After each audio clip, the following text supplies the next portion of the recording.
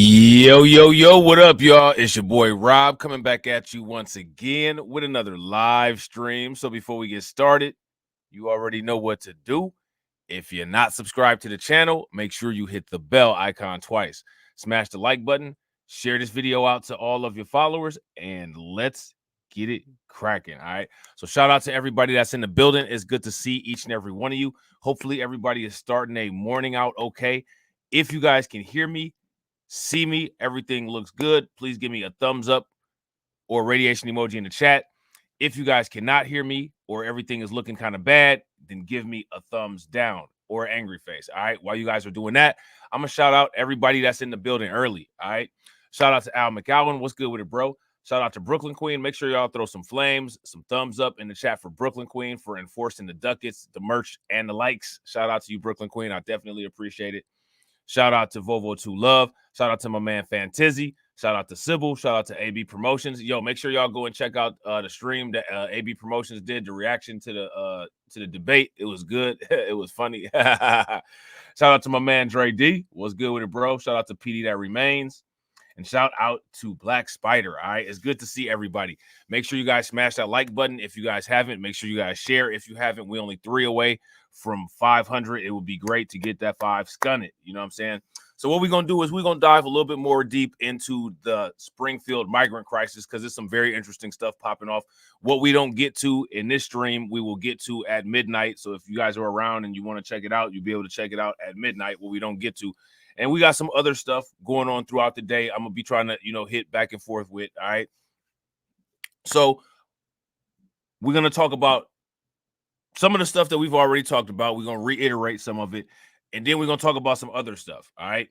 So the first thing that I want to talk about is how the parents of this child that was deleted by a Haitian migrant are upset with Trump and J.D. Vance for politicizing their child's death. All right. Springfield, Ohio, parents asked Trump and Vance to stop using their child as a political tool. Springfield city manager has also called for an end to the spread of rumors. All right. So let's take a listen to this real quick. We felt it would be in our best interest to be here after recent comments. You know, I wish that my son, Aiden Clark, was killed by a 60-year-old white man. I bet you never thought anyone would ever say something so blunt. But if that guy killed my 11-year-old son, the incessant group of hate-spewing people would leave us alone. The last thing that we need is to have the worst day of our lives violently and constantly shoved in our faces. But even that's not good enough for them. They take it one step further. They make it seem as though our wonderful Aiden appreciates your hate, that we should follow their hate. And look what you've done to us. We have to get up here and beg them to stop. Using Aiden as a political tool is, to say the least, reprehensible for any political purpose. And speaking of morally bankrupt, politicians, Bernie Moreno, Chip Roy, J.D. Vance, and Donald Trump, they have spoken my son's name and used his death for political gain. This needs to stop now. Now, here's what's interesting about this. How many people have heard this? If you guys heard this, give me a thumbs up. If you guys haven't, give me a thumbs down. It's interesting how this isn't getting much airtime. It's kind of interesting how this ain't really getting too much airtime. You know what I'm saying? They can vomit all the hate they want about illegal immigrants, the border crisis, and even untrue claims about fluffy pets being ravaged and eaten by community members. However, they are not allowed, nor have they ever been allowed to mention Aiden Clark from Springfield, Ohio. I will listen to them one more time to hear their apologies.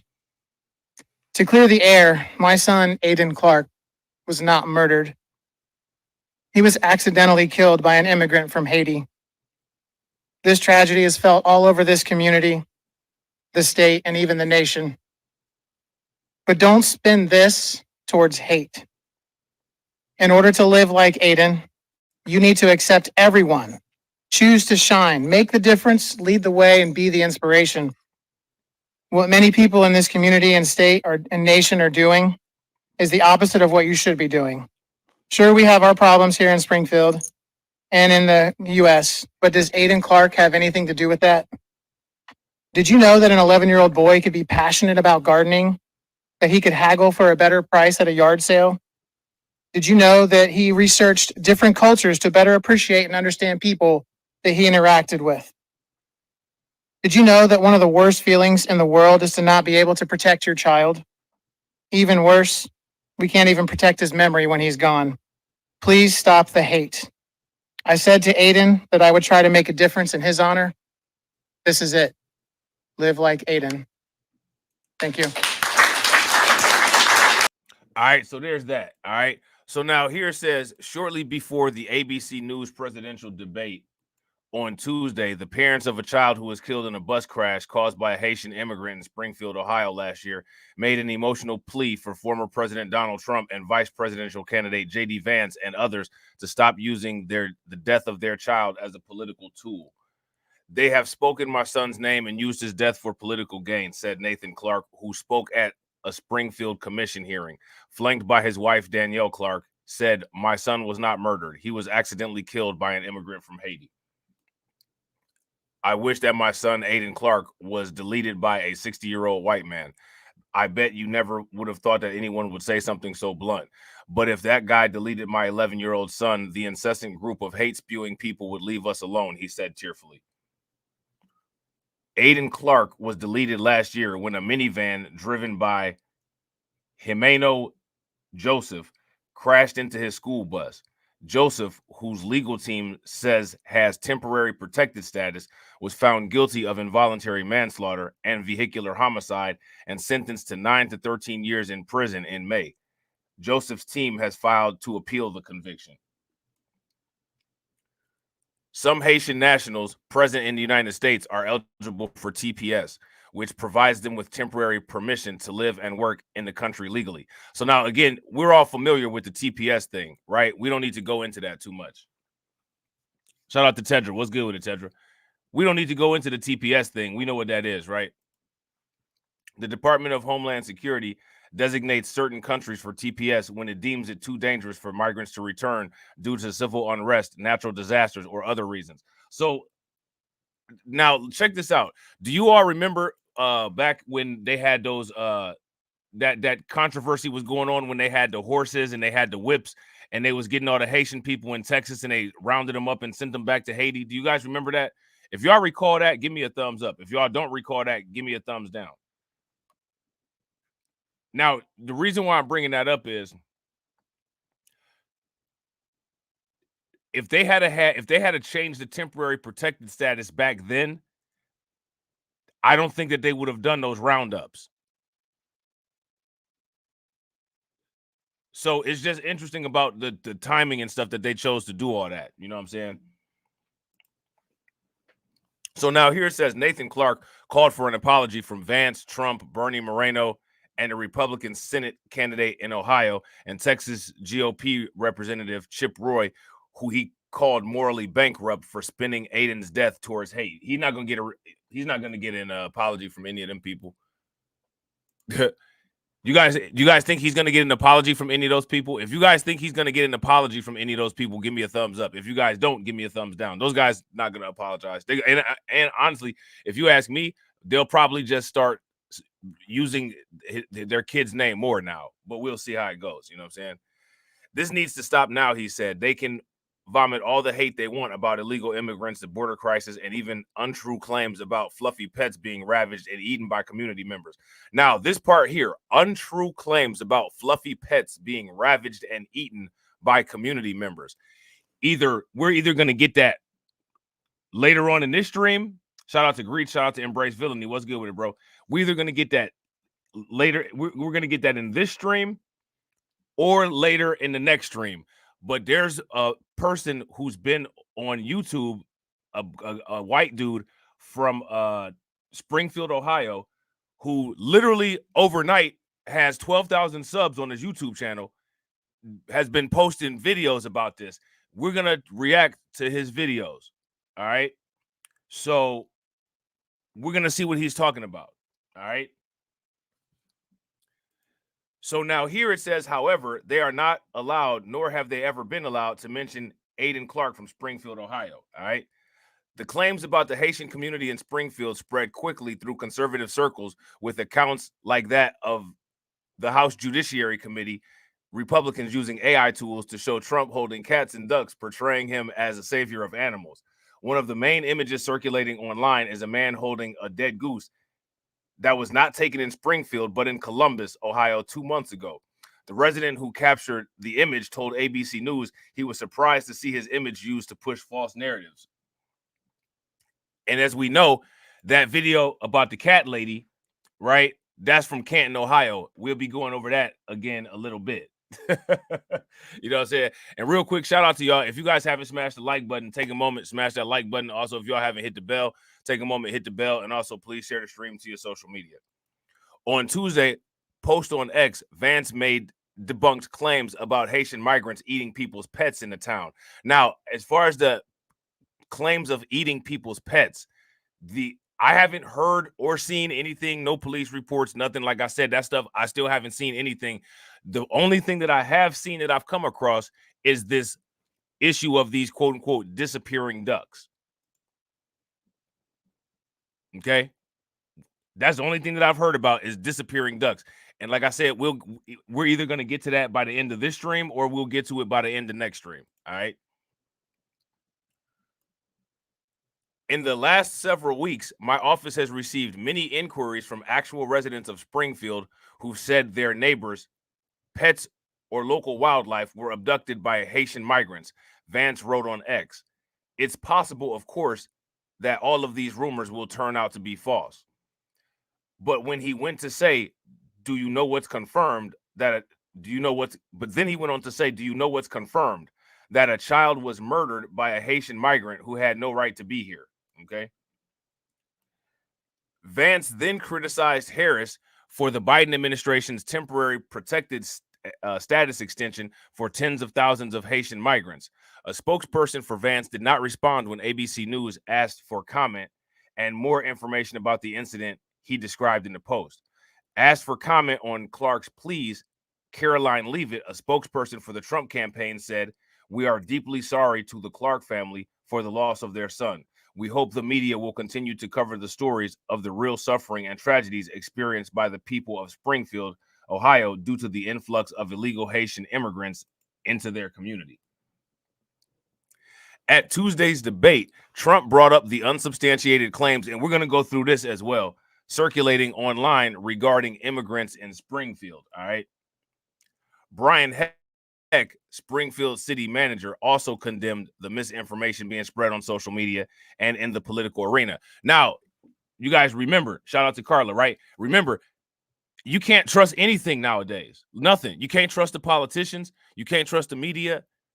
You can't trust social media. You can't trust anything, right? We've already proven on this channel how the Denver government was lying about Tren de Aragua, right? Shout out to AB. AB, you crazy. AB said if that was in Columbus, he was probably African ravaged. Oh man, ravaged like Soundwave from Transformers. You know what I'm saying? So now here it says our Springfield community is making notable progress that contributes to its growing appeal to new residents, including immigrants, Heck said in an online statement. This development is underpinned by our city's diverse and robust industrial base that encompasses the technology, automotive, food production, and distribution sectors. The growth in our workforce population has supported the expansion of local businesses, contributed to the stabilization of the local economy. Our commitment to promoting a business-friendly environment has attracted new enterprises to our region and will continue to focus on collaborating with industry leaders who seek to establish operations here. He also stated that challenges related to the growing immigrant problem are far from the pace of the growth and not the growth itself. These rumors will not distract us from addressing the real stain on our resources, including the impact on our schools, healthcare system, and first responders, Heck said. Migrants have been drawn to the region because of the low cost of living and work opportunities, the city says on its site, and that's probably true. Anybody, shout out to Embrace Villainy. I think Embrace Villainy, you used to live in Ohio before, didn't you? So he'll be able to substantiate when I tell you, man, you can live good in Ohio. You know what I'm saying? You can live good in Ohio, and I'll tell you what, if you go anywhere outside of Ohio, prices are culture shock. I'll tell you that. Ohio is like the Big Lots of United States. You know what I'm saying? For real. You know what I'm saying? Look up a decent sized house in Ohio, like Northeast Ohio or Southwest Ohio down here. You'll be like, what the hell? The size of the house, the cost, you know what I'm saying? Can't beat it. Shout out to Jay. What's good with it, bro? So now here it says but this is the thing that I was curious about. I don't know how it is how these people can get here and then there's the whole issue of the sanctuary thing. That's what I'm kind of confused about. I'm still trying to figure that out. Yeah, shout out to Black Spider. Black Spider says stay in Ohio before they buy it up. Facts. Shout out to everybody watching. I appreciate you guys. If y'all haven't hit the like button yet, please do me a favor. Take a moment, hit that like button.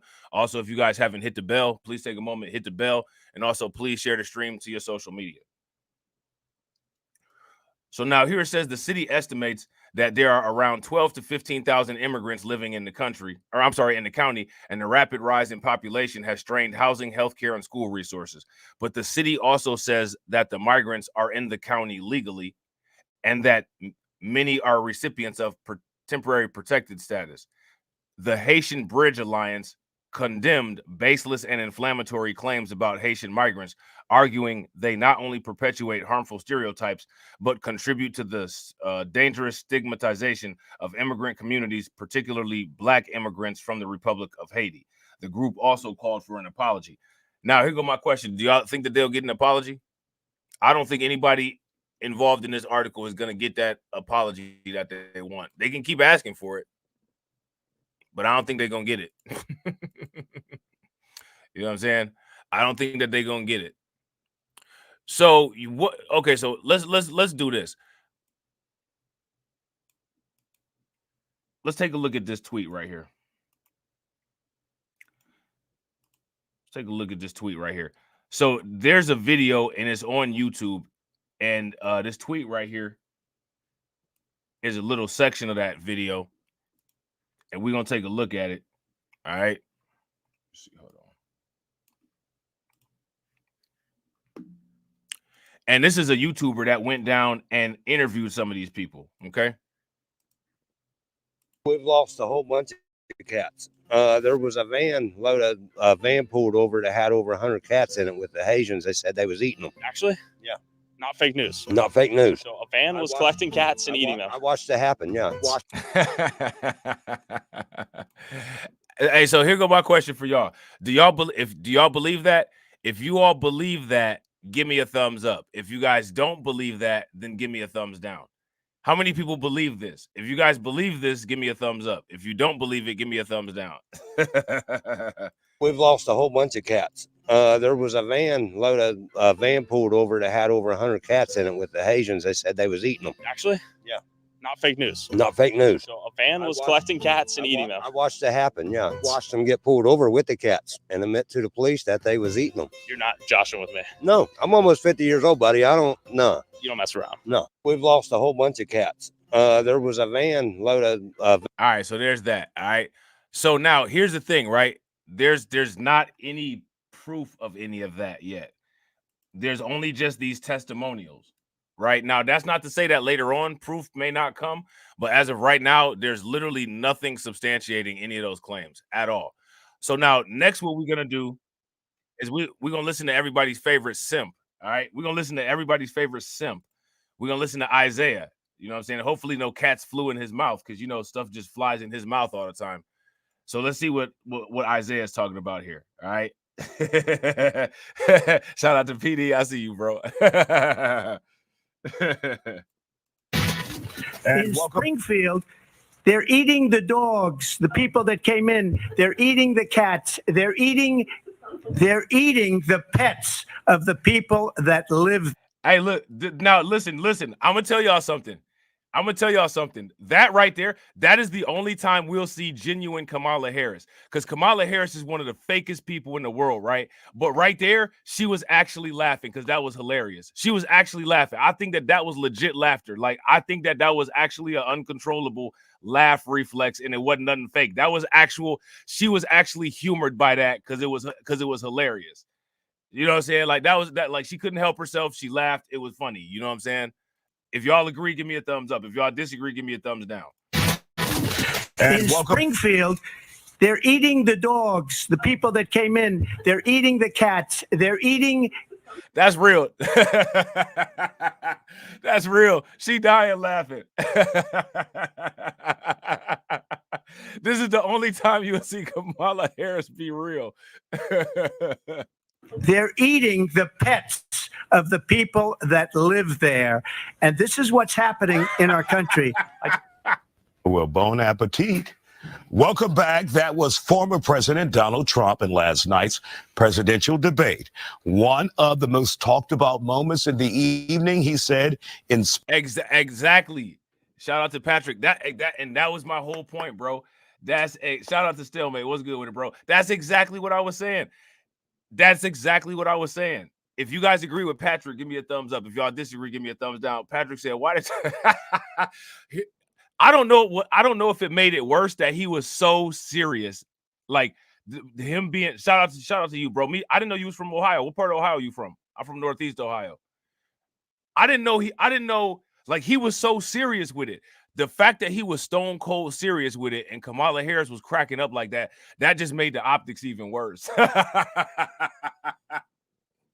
That just made the optics even worse. Like, that was like some bad dice roll type stuff right there. Yeah. Mike DeWine sending the $2.5 million over there. Yeah, Isaiah crazy, bro. Springfield, Ohio, Haitian migrants or immigrants, or as he said, illegal immigrants, have been stealing and eating dogs and cats and people's pets. The Springfield city manager says so far there are no credible reports of that happening. Before we get to the discussion, people are still weighing in on who they believe won the debate. And I don't believe these numbers, but it is what it is. We're going to discuss that on my other channel later. Oh, you in Columbus. Shout out to the 614, bro. Yeah, see, well, here's what happened. Shout out to Stalemate. The picture of the guy carrying the goose is a picture from Columbus. All right? He's from Columbus. Now, there's another picture. The situation with the woman allegedly eating the cat, that's from up by me. That happened in Canton. So that's the story behind that, and we'll get to that too. You know what I'm saying? But yeah, shout out to Columbus though, man. If y'all never went down to Ohio State for Halloween, or if you ain't ever went down and partied in downtown Columbus on High Street, you know what I'm saying? During the Ohio State Michigan game, listen, man. Stalemate to tell you, Columbus be lit. You know what I'm saying? Columbus be lit. I posted the question on my Instagram page at 5 a.m. because I never damn sleep. 66% of them say Vice President Kamala Harris. Now look, here go my thing, right? Now check this out. Shout out to Stalemate. Stalemate said, now some people in Springfield say they saw a white van with some Haitians collecting cats. Now here go my question, right? Okay, let's just look at this situation logically, right? How many people have ever tried to catch a wild cat? Has anybody ever tried to catch a wild cat?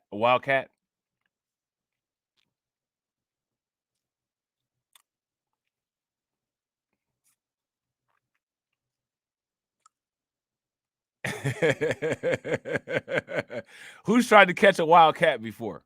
Like, just, like a little feral cat that you might see. It's not that right. Shout out to Stalemate. It's not that easy. Them bad boys is fast, and they'll sit there and stare at you and wait right to the last minute and then be gone. Listen, I'm gonna tell you something. Sometimes a dog can't even catch them cats. and they'll sit there and mess with you. They'll sit there and watch you. So there's that, right? First of all, it's not the easiest thing. It's not like you just gonna drive past and swoop a cat down and it's just gonna let you. And then on top of it, if it's not declawed, it's gonna scratch you all up. Yeah, shout out to Black Spider. They're gonna cut you up, right? Now, third, right? Where did they take the cats? In animal control, if they suspected that there was cats in a van, animal control could have pulled the van over and impounded the van and took the animals back to the Humane Society and got law enforcement to detain the people, because they're not in a sanctuary city. Like, this is what I'm saying too. Haiti is not Haiti. Springfield, I don't think Springfield is a sanctuary city. Those people there, they have no, like, they can just throw them right in jail. You see how they prosecuted the dude for the involuntary manslaughter. They took care of that real quick. They didn't have no issues with we can't do it because we're a sanctuary city. None of that. So if they was really doing all that stuff, there's no sanctuary city protection to stop them from being prosecuted. You really think that, like, it would just be going down like that? And Ohio is a castle doctrine state too. Listen, do you know how many people would be, like, just deleting them? Like, you know what I'm saying? Like, Ohio is essentially Texas, but up north. Especially in them little areas. Like, if you're not in a metro area in Ohio, like if you're not in Columbus, if you're not in Columbus, or if you're not, shout out to Win Lose a Rug. If you're not in Columbus, or if you're not in Northeast Ohio, you, for the most part, in Texas. Ask Stalemate. He'll tell you. Anybody, Embrace Villainy, anybody that's been in or from and around Ohio will tell you I'm not lying. If you're not in Cleveland, Youngstown, Warren, Akron, Canton, Columbus, for the most part, you in the boondocks. The whole state is the boondocks except for them little dots. And we got the castle doctrine. So they would just be lighting people up.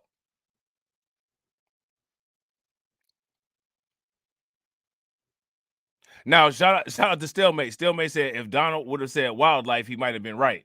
See, exactly. You in the country. If you're not directly in, and when I say in the 614, I'm talking about if you're not actually in the 614, if you're not actually in the city of Columbus, like if you in Centerville or something like that, bro, it's all cornfields. Ohio is all cornfields. It's all boondocks. The whole state is boondocks. You know what I'm saying? It's all farmland. It ain't nothing out here. You know what I'm saying? And it's just the same as it's like Texas. You know what I'm saying? You got like some, you know what I'm saying, like lightweight, sometimes bigot people around. You know what I'm saying? Shout out to Fantizzy. Fantizzy said, I drove through Ohio and was like, oh snap, I'm in the country. Patrick said, what's the largest city in Ohio? I'm pretty sure it's Cleveland. The other cities that's actually like metro areas ain't even like really big cities. Like they like the size of, it's either Cleveland or Columbus. I'm pretty sure it's Cleveland though. But the other city like Akron and Youngstown and all that, bro, them like the size of like suburbs in another state. You know what I'm saying? Like Akron is a city, a metro city in Ohio, but like compared to like someplace in Texas or compared to someplace in like New York or compared to someplace in California, bro, that's like the size of like a little suburb. You know what I'm saying? Yeah, and shout out to Fantizzy. Fantizzy said it reminded me of part of the western parts of Virginia, and we border West Virginia. You know what I'm saying? We border two southern states, and we border Canada. That sounds crazy, right? We border Kentucky and we border West Virginia, but we border Canada too. You know what I'm saying? Won the debate, while 25% of you said former President Donald Trump won, and 9% of our responding those who voted in the polls say there was no winner whatsoever. Now, I would be in that 9%. I don't think that there was a winner. I don't think anybody won. I think that Kamala Harris had she had two teammates with her. You know what I'm saying? And Donald Trump, when he just decided to fly off the handle, he just messed it up for himself irredeemably. So I don't think that there was a winner. However, right? This is another situation where Kamala Harris had all of the cards stacked in her favor and she still just barely made it out, just like the interview. Like, why is it that you got all of this stuff manufactured to make it to where it's easy for you and you still just barely making it out? You had Trump flying off the handle, and you had the two moderators on your side that Trump also had to debate the moderators, which made it look like he was losing and threw him off, which is one of the reasons why he flew off the handle. But of course, nobody's gonna say anything about that. But she still barely made it out. You know what I'm saying? So I don't know. And then I think it's interesting that she wants to have another debate. Like, she immediately wants to have another debate. If she wants to have another debate, to me, that tells me that she knows that she, you know what I'm saying, she came up kind of short. You know what I'm saying? If you guys agree, give me a thumbs up. If y'all disagree, give me a thumbs down. Let me know what y'all think. And shout out to everybody that's watching, man. I appreciate you guys. If y'all haven't smashed that like button yet, please do me a favor. Take a moment. Smash that like button. We got 28 people watching and we got 23 likes. Let's try to get the likes up to 50.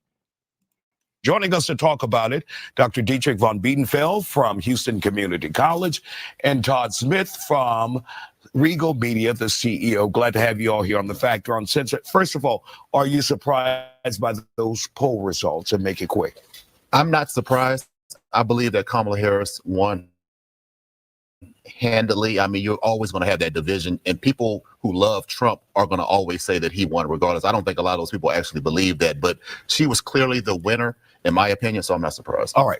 And at the end of the day, Der Spiegel, Telegraph, they're all going to. So here's my question.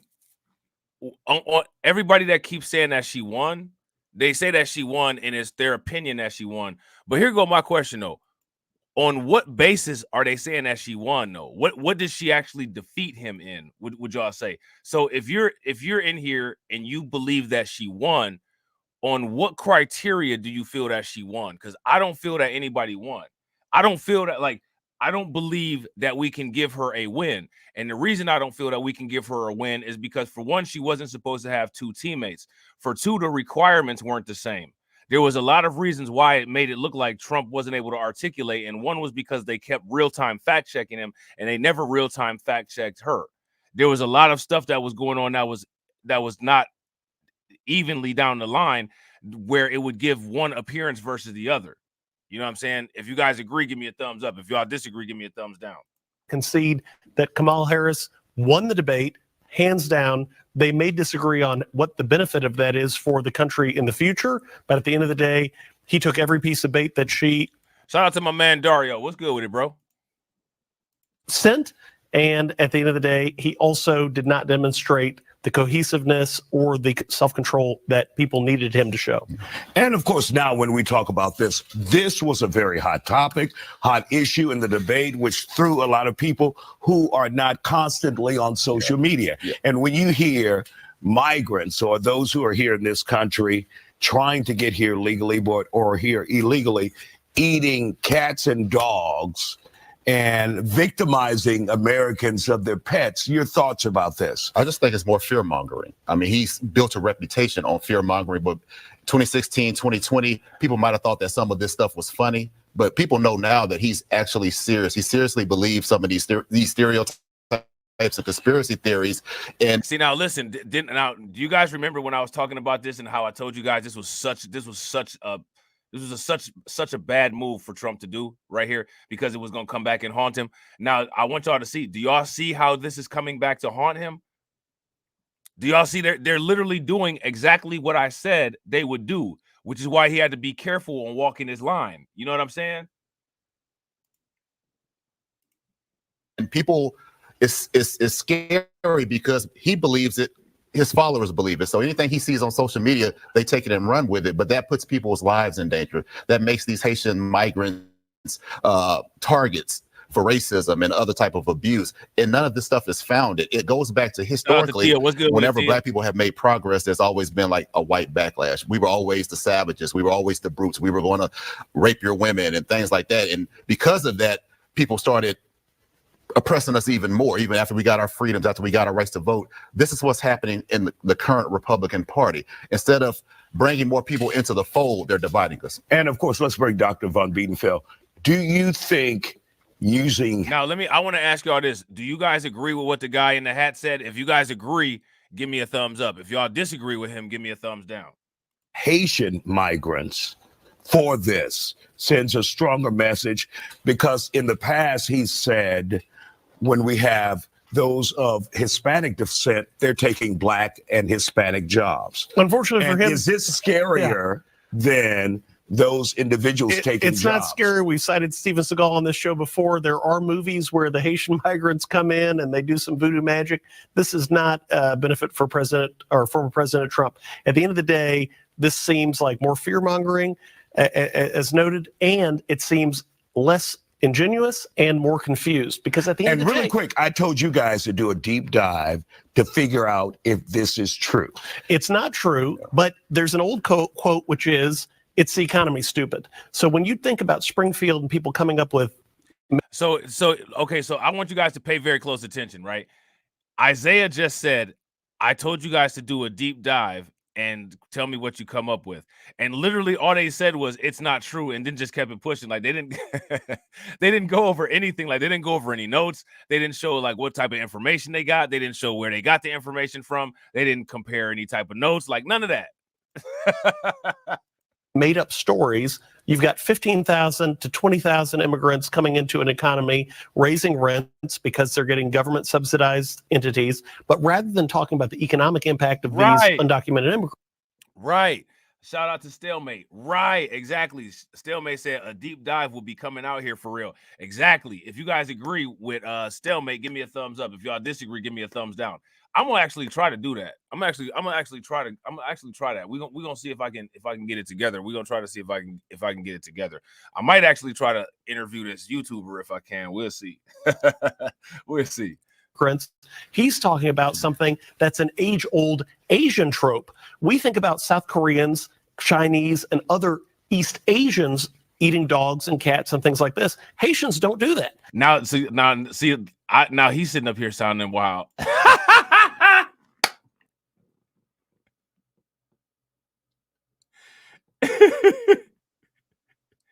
Now he's sitting up here sounding wild. Of these undocumented immigrants, he's talking about something that's an age-old Asian trope. We think about South Koreans, Chinese, and other East Asians eating dogs and cats and things like this. Haitians don't do that. That's not part of their culture. Swiss people are more likely to eat dogs and cats. Todd, does it make it worse that we have seen actual videos of Black people saying, I want these Haitians out of my community? Oh, Lord, here we go with this, man. Look at this. See, this hit it. Look, this is what I said. Didn't I tell y'all Isaiah is a simp? Here we go with this. Here we go with the Black shaming. Here we go with y'all see it, right? This is what I be saying. I know y'all be like, man, why don't he leave Isaiah alone? Why don't he leave Isaiah alone? Now I'm on Isaiah's neck. You a simp. You know what I'm saying? Does it make it worse that we have seen actual videos of Black people saying, I want these Haitians out of my community because they're in the lakes taking ducks and shout out to PD. Y'all want the simping Isaiah drop. Simping Walter claim to be a king, but he lied about everything, don't mean a thing. Said he slept 1,000 women straight up lying. But when it comes to honesty, he's always trying. He posted from not spending the time on the ladies, but we all know he's just fronting like crazy. Said he's a music producer, but it's all fake. Just a mask he wears, and it's all a mistake. Simping Walter is where the lies, claiming things that he just never tries. What we see through his facades, plain to see. Simping Walter, you can't fool me.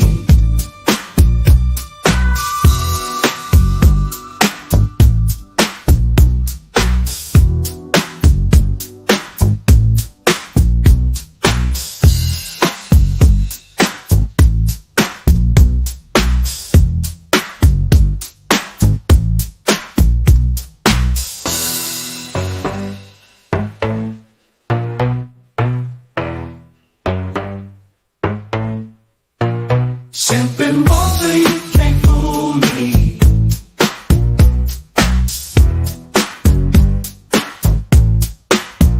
Simping water, you can't fool me.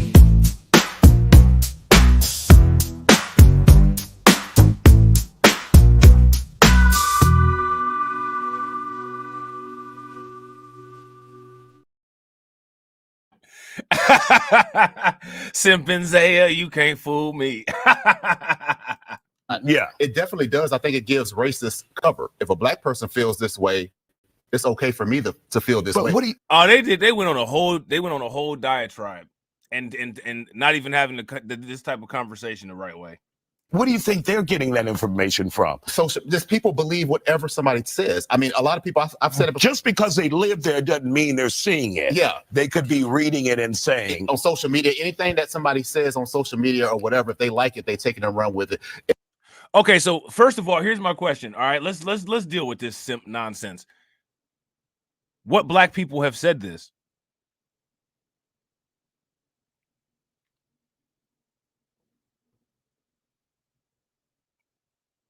What black people have said this? I've only heard one black person say anything in this regard, and it was that individual who was the social media content creator who was at the city council meeting, and he didn't say anything in a derogatory way. He even made sure to say when he was making his complaint about the situation, I know it's not their fault. So what is Isaiah talking about? Like what is he talking about? Who is he talking about? You know what I'm saying? Who is he talking about? And the lie becomes the truth. People believe what they want to believe. So they don't necessarily believe the truth. If you say something that feeds my stereotypes, I'm going to take it and run with it. Unfortunately, we have people that look like us believing stereotypes about other people who look like us. Even though we know this could not be possible because it's not the age-old stereotype or trope, because you would have it's more not video. found in reality. You would have more video. And these days, if somebody's stealing ducks out of ponds, don't you think somebody has it on video? Yeah. I mean, there's no way. Now, we're going to actually go into, I'm glad that he said this, because we're going to go into that as far as quote unquote, wouldn't somebody have had it on video or something like that? We're going to go into that. We're going to go into that because there's something going on with some type of duck issue, but I don't think there's any reports of it, but we're going to investigate it and see what's going on.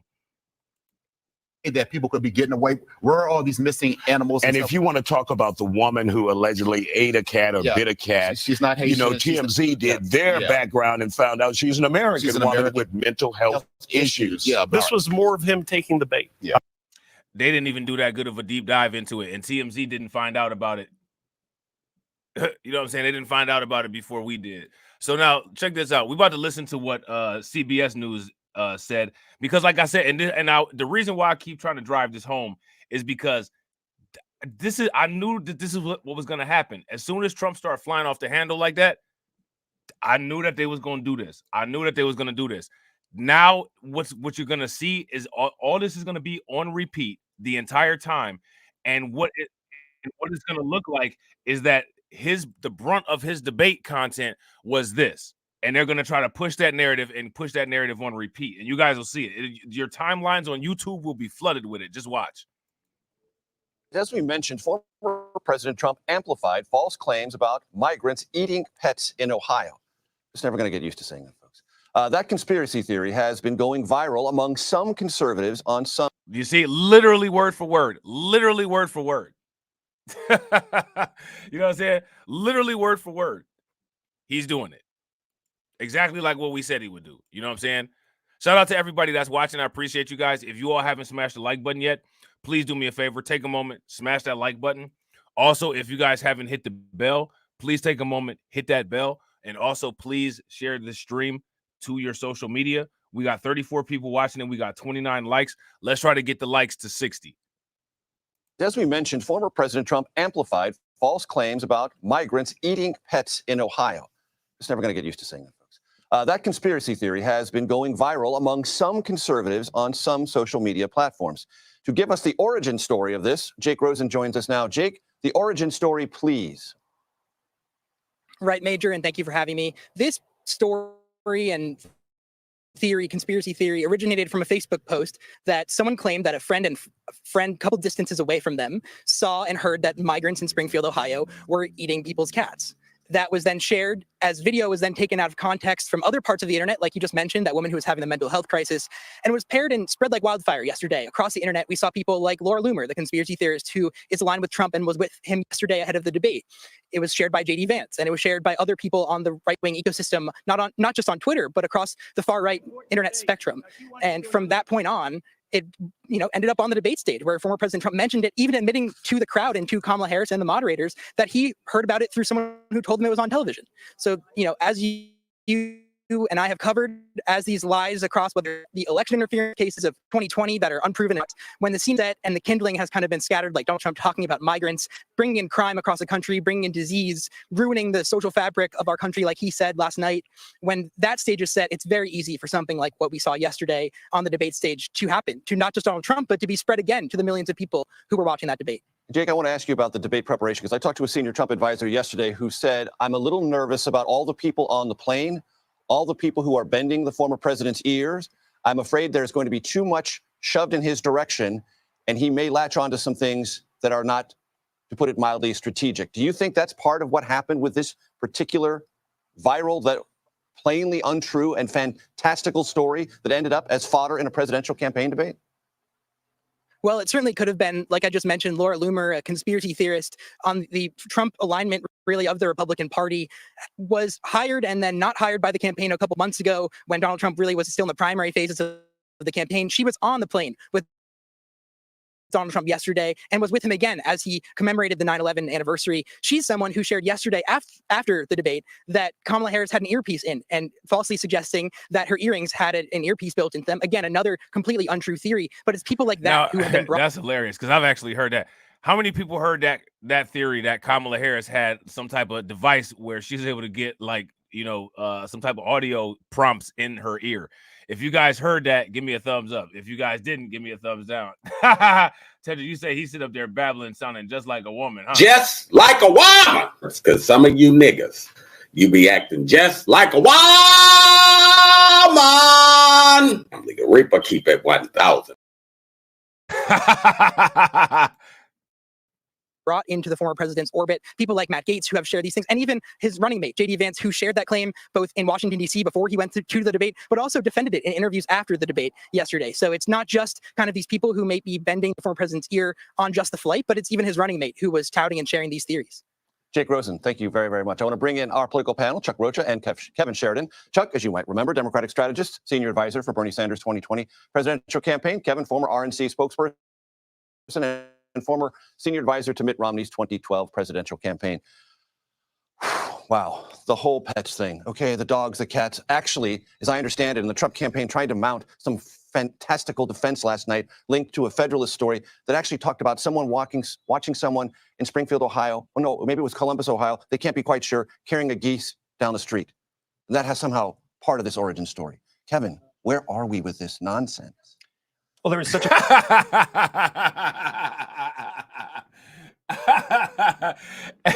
Hey, we live in bizarro world. Hey, if you guys agree we live in bizarro world, give me a thumbs up. If y'all disagree and y'all think we live somewhere else besides bizarro world, give me a thumbs down. A much better example if you wanted to make the critique that there's too many migrants in Ohio overwhelming that town. There's 20,000 of them in a town of 50, 60,000. That's what JD Vance has been saying. Donald Trump did not need to latch on to this last night. And we just had a conversation with the governor of Ohio about that. Yeah. It's a real issue. I'm not denying it's a real issue. I'm saying it's a real issue that needs substantive evaluation. And we'll be looking at what Governor Mike DeWine said as well. A student was killed on a school bus, hit by a migrant who was driving illegally. That's a real issue. That's something that the town is grappling with. Unquestionably.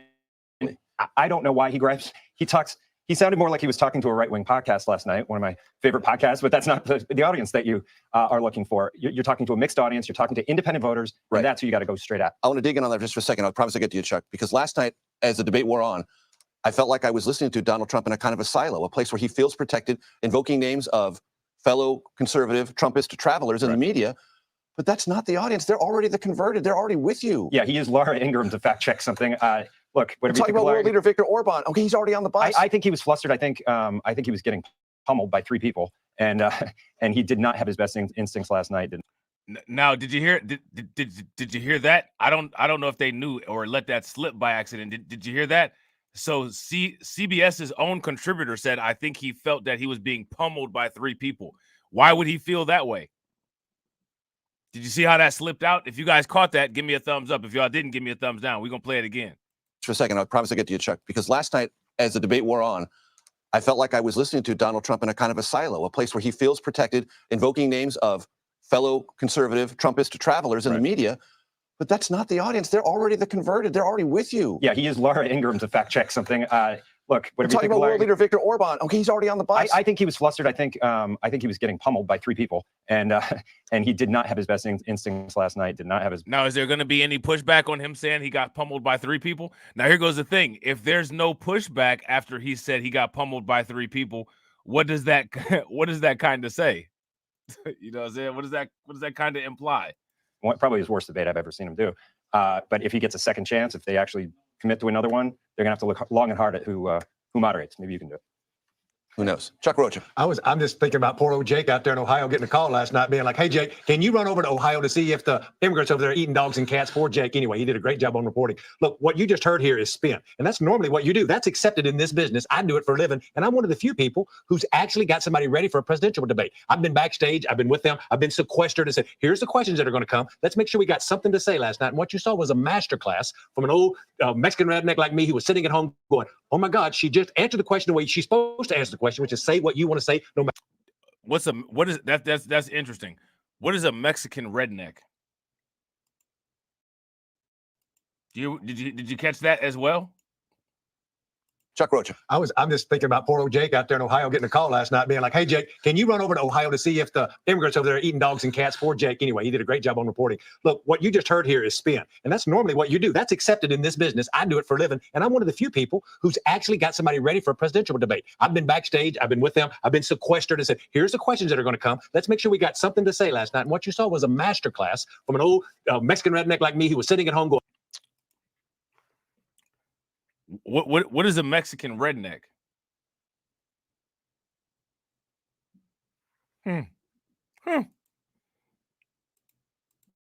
Oh my God, she just answered the question the way she's supposed to answer the question, which is say what you want to say, no matter what the question is. That's if you're Republican or Democrat. But then she would go a step further and go, when Donald Trump would have a chance to do this spin and say, let's talk about the immigrants, let's talk about this thing, let's talk about policy. To your point, she would bait him and say, you got small hands, or you got a little crowd, or let me talk about where you went to school at the Wharton School. And he would take it every single time. And as a strategist, that's exactly what you want to happen. Kevin, Democrats are feeling pretty good.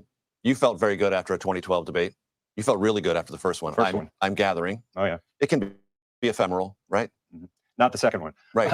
What is the dynamic when a good debate, and how do you marshal it to make it meaningful in terms of politics and votes? Well, in this day and age, everything gets clipped, everything gets memed. They will turn the best moments of both sides into ads now. There's not a lot for Donald Trump to hang his hat on. The ratio of memeability probably favors the vice president. He did have a good argument on the border. He did have a good argument to close. So he had some moments, but overall, he went for the bait every time, and he just was talking about himself, talking about the past, not talking about defining. Shout out to Iron Will. What's good with it, bro? What his job last night was. The meme ratio favors Harris. Absolutely. But let's go back to this Romney and the way that Romney whooped Obama in that. So, okay, so they keep saying that their meme ratio favors her. How many people agree that the meme ratio favors her? If you agree that the meme ratio favors her, give me a thumbs up. If you disagree, give me a thumbs down. Shout out to KO Kid Fit. What's good with it, bro? Yeah, exactly. I agree. I agree with y'all. You know what I'm saying? As far as the quote unquote Mexi redneck goes, right? But here goes my question. If she has the higher meme ability, what are her memes?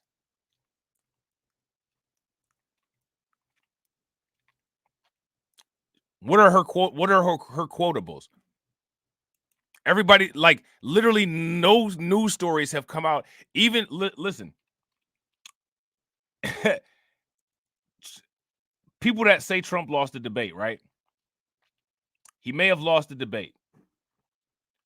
No one's talking about what Kamala Harris did at the debate. Show me, somebody send me a news clip or a news article with Kamala Harris debate quotables. Everybody's talking about the eating dogs thing, and that came from Trump, and it was a Trump fall flat on his face move. So Trump fell flat on his face, and everybody's still talking about him. And Kamala Harris, I guess, you know what I'm saying, with the teamwork, making the dream work, won, and like nobody's really talking about what she did.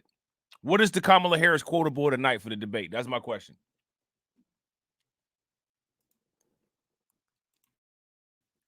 First debate. First debate, For folks 2012. to remember, yes. not to take you back to something really good, is that Romney got a 4-point bounce. That's the biggest bounce we have seen in the last 12 years. So for folks who are like me and excited and we had a good night, don't expect some giant bounce here. Things are pretty baked in, and we're going to win or lose on the margins. Last night, with folks who are trying to make up their mind, quote unquote, about a presidential race, it's about likability, the memes, Taylor Swift's endorsement, little things here and there. Help, it's not one thing. It's the little things that add up. Her debating skills and her style was very good last night. She did not have any policies to hang her campaign on, though. She did not talk about what she was asked. Are you better off now than? Listen to how, I mean, like, this sounds insane. Her debate style was good. How do you debate? Like, if you don't have any, listen, if you don't have any policies, how do you debate against, like, that's like debating against the ghost. Like, I don't have any policies. Like, you can't say that I'm doing anything wrong because I'm not doing anything at all. Like, what? That's a crazy strategy. Like, that's crazy. Not have any policies to hang her campaign on, though. She did not talk about what she was asked. Are you better off now than 4 years ago? Shout out to Carlton. Carlton said, according to the monolith, she was serving face. Yo, we got a monolith stream coming up. We got a monolith stream coming up too. I'm gonna try to get it done today. Ago. And that's, if I was a Republican, that's all I would have talked to her about. Like, if I'm doing strategy, I'm a strategist. And she didn't have an answer for that. Let me ask you both this, because you've both been in this room and you've both lived on the other side of good and bad debates. My sense has always been that debates are an external event, but they're equally important as an internal event. What does it do for the mechanism of your campaign? What does it do to your donors? What does it do to your volunteer base? Okay, it didn't do anything. The same way this report's not doing anything. All right, so now check this out. We're gonna talk about this lady who actually did eat a cat. Now, here goes my question. Does anybody know the alleged Haitian person, an actual Haitian from Springfield, Ohio, who has eaten a cat? Does anybody have any type of information on any individual who has allegedly done this anywhere? Any type of articles, any type of news report, any names, any leads, anything? Who knows of a Haitian or Haitians from Springfield, Ohio, who have eaten or captured or done anything with cats? If you know this information, please leave it in the comment section now or leave it in the comment section after the video.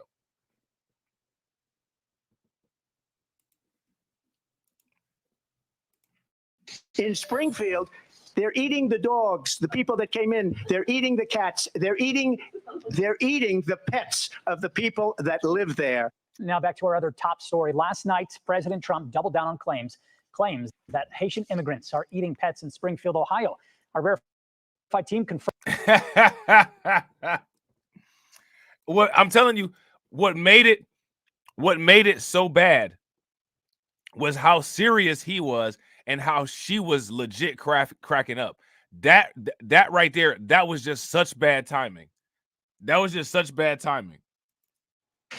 In Springfield, they're eating the dogs, the people that came in. They're eating the cats. They're eating the pets of the people that live there. Now back to our other top story. Last night, President Trump doubled down on claims that Haitian immigrants are eating pets in Springfield, Ohio.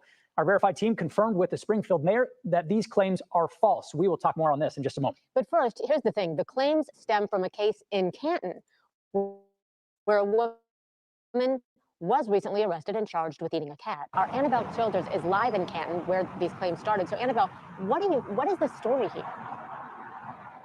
Well, Matt and Christy, we want to start out by giving our viewers a warning because the details here in this story are incredibly disturbing. Now, about 3.5 weeks ago, a housing community here in Canton was shocked as neighbors tell us they watched a woman eat a cat, but now they're dealing with a new wave of emotions.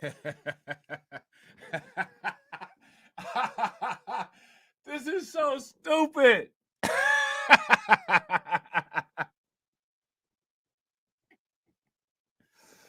This is so stupid, man. This is so stupid. Damn, this is dumb.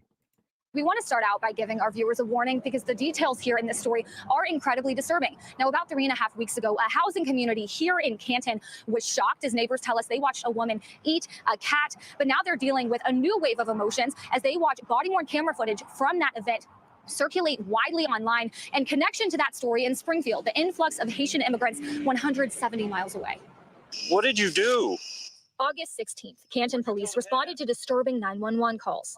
He killed the cat and is eating it. Multiple people reported 27-year-old Alexis Farrell was eating a cat on the 1100 block of 13th Street Southeast in Canton. Stand up. Officers on scene placed Farrell in handcuffs. Now, I get my hair braided right, like I said, 2 streets over from here in this same neighborhood. That's how, if you guys watch the stream and watch the replay, y'all will see how we ran into this. So I recognize this neighbor. I recognize this housing projects. Handcuffs as a crowd of onlookers watched. Put your hands behind your back. Someone got rubber gloves. She's covered in blood. Police believe she killed the cat before eating it. One writing, they saw blood on Alexis's feet, hands, and fur on her lips. But the people around here knew her. They like, Alexis. Hey, no, she didn't have fur on her lips.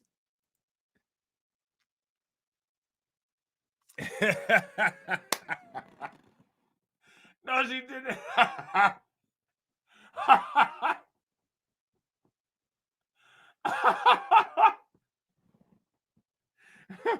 Oh no. Oh no. No. Yo, if y'all haven't hit the like button yet, please take a moment, hit the like button. If y'all haven't shared the stream yet, take a moment. Take a moment, share the stream. All right. Tag somebody that you know that's interested in this type of stuff in the share. And fur on her lips. But the people around here knew her. They like, Alexis, get up. Like, what are you doing? Like, da-da-da-da. Like, they know for sure that wasn't her right mind. Neighbors recall it.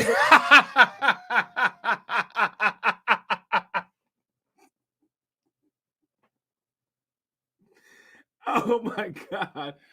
Oh, whoo. Oh man. Oh Lord have mercy, man. The deeply unsettling night for their neighborhood, speculating Farrell may have been on drugs or experiencing a mental health crisis. Now, Alexis Farrell is in jail today. She's being held on a $100,000 bond, and she's facing multiple charges, including disorderly conduct and cruelty to animals. Now, Canton police say they have nothing to share on this today with us. It's important to note that voter records do show Alexis is not a Haitian immigrant. She is a U.S. citizen. All right. Well, thank you for the clarity on that, Annabelle. So there's that. All right. So now, again, what we're going to do there is we're going to take a look at this article here from the Canton Repository. All right. Shout out to Carlton Wade. Carlton Wade said that man don't sound Haitian. That man sound like Robb. Carlton said that man don't sound Haitian. That man sound like Robb. What is you doing?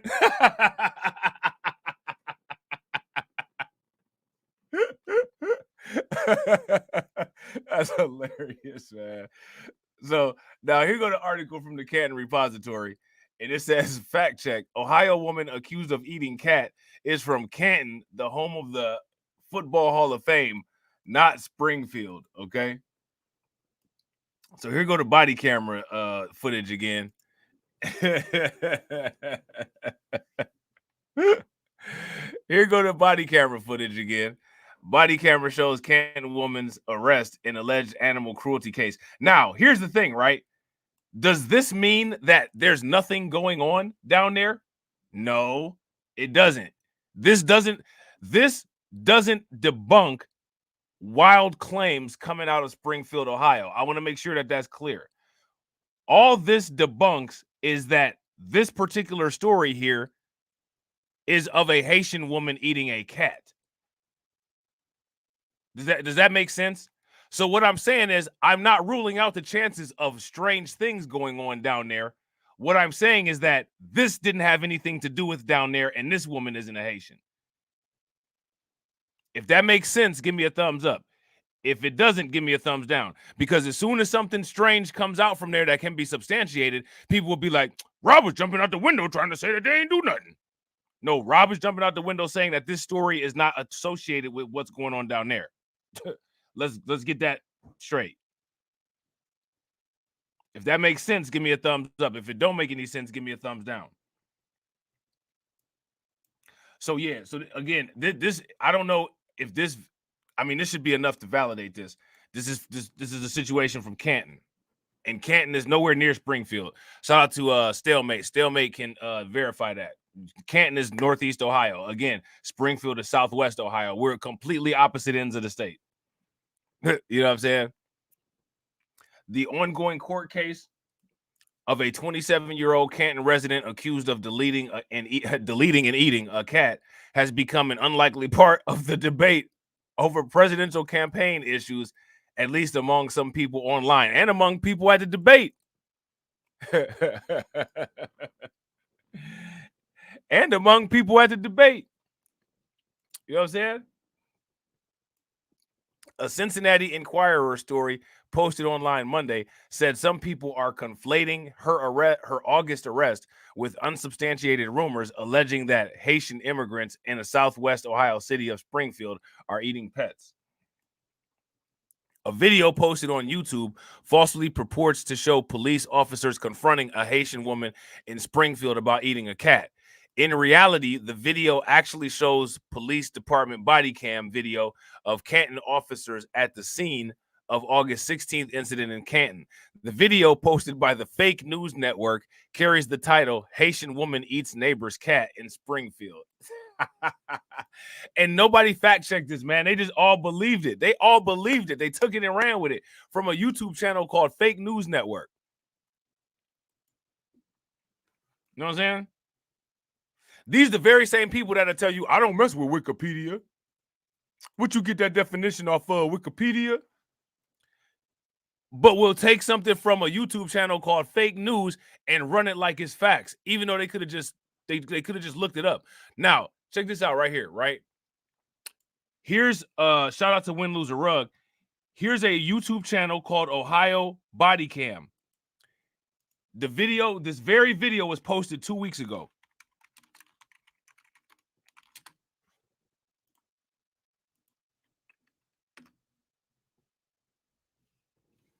All right. This very video was posted 2 weeks ago.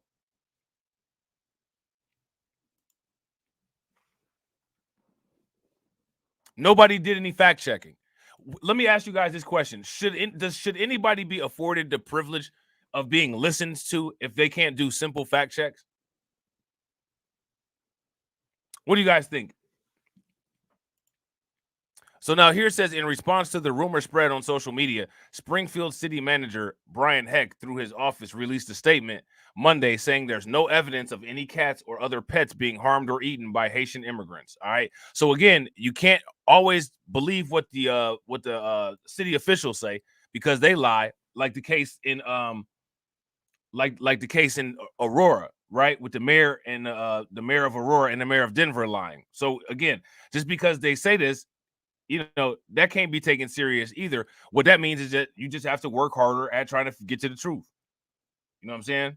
This was in response to rumors read on social media, including by Republican vice presidential candidate and U.S. Senator J.D. Vance.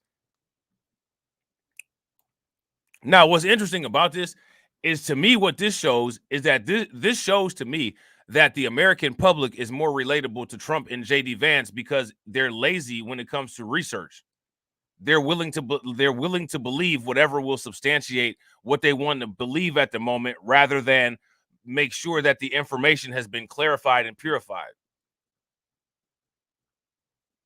If you guys would agree, give me a thumbs up. If you guys would disagree, give me a thumbs down. That's not a good thing. You know what I'm saying? It's not a good thing. Despite Springfield's effort to debunk the pet eating rumors, some politicians continued Monday to spread the false narrative. The presidential campaign of former President Donald Trump on social media site X posted, President Trump will deport migrants that eat pets. That's hilarious. So the woman accused of eating a cat lives in Canton. Okay. Shout out to Brooklyn Queen. Yeah, I agree. Real low IQ population. Facts. Facts. Now, this woman's name is Alexis T. Farrell, the one that we saw. And she's charged with cruelty to companion animals, a 5th-degree felony. It is alleged that she killed a cat by stomping on its head before eating it. And then she just ate it. She stomped on the cat's head and then ate it. Like, what the heck? You know what I'm saying? Stark County court records show she has faced other charges in the past, including theft and misuse of credit cards and endangering children. Her adult court record goes back to 2017 in Stark County. All right. So, again, I don't think we need to look at any more of this. We've got plenty of content on the channel that, for the most part, substantiates all this and, takes care of this. Let me see. Hold on. Okay. So, now what we're about to do is we're about to listen to Governor Mike DeWine. All right. Governor Mike DeWine goes on and then he debunks the claim or tries to debunk the claim as well. All right. Which is not going to go over very well with Trump, because I don't think Trump and Mike DeWine are real cool to begin with. You know what I'm saying? If you feel like cats are everywhere in this election, you might not be alone. What began with J.D. Vance, the Ohio Republican senator, and his reference to childless cat ladies has now taken a somewhat fascinating turn to former President Trump's claim that migrants, undocumented immigrants, in Springfield, Ohio, are eating pets. The team at CBS News confirmed has found absolutely no truth in this assertion. Nevertheless, this is what we heard at last night's debate. In Springfield, they're eating the dogs, the people that came in. They're eating the cats. They're eating the pets of the people that live there. And this is what's happening in our country, and it's a shame. Ohio Republican Governor Mike DeWine joins us now from Columbus. Governor, good to see you. You and I have known each other a long time. You may not remember it, but I do. I covered your first campaign for the United States Senate back in 1992. And Governor, I never thought, yes, it's a while ago. I never thought I would ask you a question like this. Is anyone with undocumented status in Ohio, is any legal citizen resident of Ohio eating dogs or cats illegally? Well, Major, this is something that came up on the internet, and the internet can be quite crazy sometimes. And look, the mayor, Mayor Rue of Springfield, says no, there's no truth in that. They have no evidence of that at all. So I think we go with what the mayor says. He knows his city. And there is a case in Dayton of a woman with mental health issues being alleged to have eaten a neighbor's cat, but she lived in Ohio, not an immigrant. And my reason of bringing this up, not only because the now I want you guys to pay attention. Do you see how he said in Dayton? He's wrong. It's not in Dayton. It happened in Canton. So again, this is what I'm saying. You can't trust the news. You guys see CBS News was incorrect, misinformation. This did not happen in Dayton, because if it happened in Dayton, Dayton is actually close to Springfield. It happened in Canton. So the news is giving wrong information now. And I guarantee you that anybody that commented on this video didn't comment and correct that. So I want you guys to see CBS giving misinformation. No evidence of that at all. So I think we go with what the mayor says. He knows his city. There is a case in Dayton of a woman. Did you hear what he said? In Dayton. There is no case in Dayton. So I think we go with what the mayor says. He knows his city. And there is a case in Dayton. No, there's not. We just went over this. The case is in Canton. This is allegedly supposed to be the media that we're supposed to use as reference information. That's why I don't trust the media. This is why I don't use national news. Of a woman with mental health issues being alleged to have eaten a neighbor's cat, but she lived in Ohio, not an immigrant. And my reason of bringing this up, not only because the former president did it, but you have an immigration situation in Springfield. It's a serious one. It's an interesting one. Population about 58,000, about 15 to 20,000 Haitians under temporary protected status in Springfield. A good number of them, as I understand, Governor, have the application process to get temporary work permits, are working, and in some cases relieving kind of a labor shortage there. But there have been other issues, health, some safety issues that you've tried to bring attention to. Would you not prefer, Governor, a more coherent conversation about immigration in Springfield, Ohio than was heard last night on the debate stage? Well, Major, I think there's a couple things to be said about what's been going on in Springfield. You pointed out the numbers. You know, when you put 15,000 people on top in a period of a couple of years on top of a population of 58,000, that's not just the normal, increase that we expect to see in regard to immigration. This is a massive number of people coming in. And I think it raises a couple of questions. For us in Ohio, we're seeing a couple of major challenges to go with this. And you're right, these Haitians came in here to work because there were jobs, and they filled a lot of jobs. And if you talk to the employers, they've done a very, very good job, and they work very, very hard.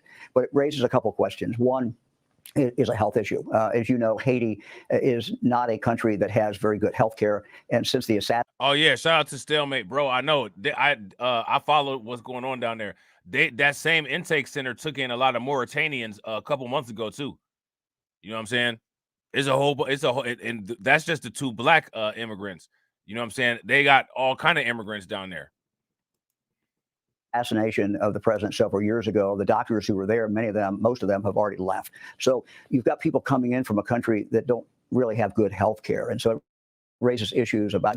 Yep, because shout out to Stalemate. Yep, and we talked about that in my other stream, how a lot of the businesses, all of the businesses knew that these people were coming down here, but the politicians was trying to act like they didn't. There's no way that the businesses knew and the politicians didn't.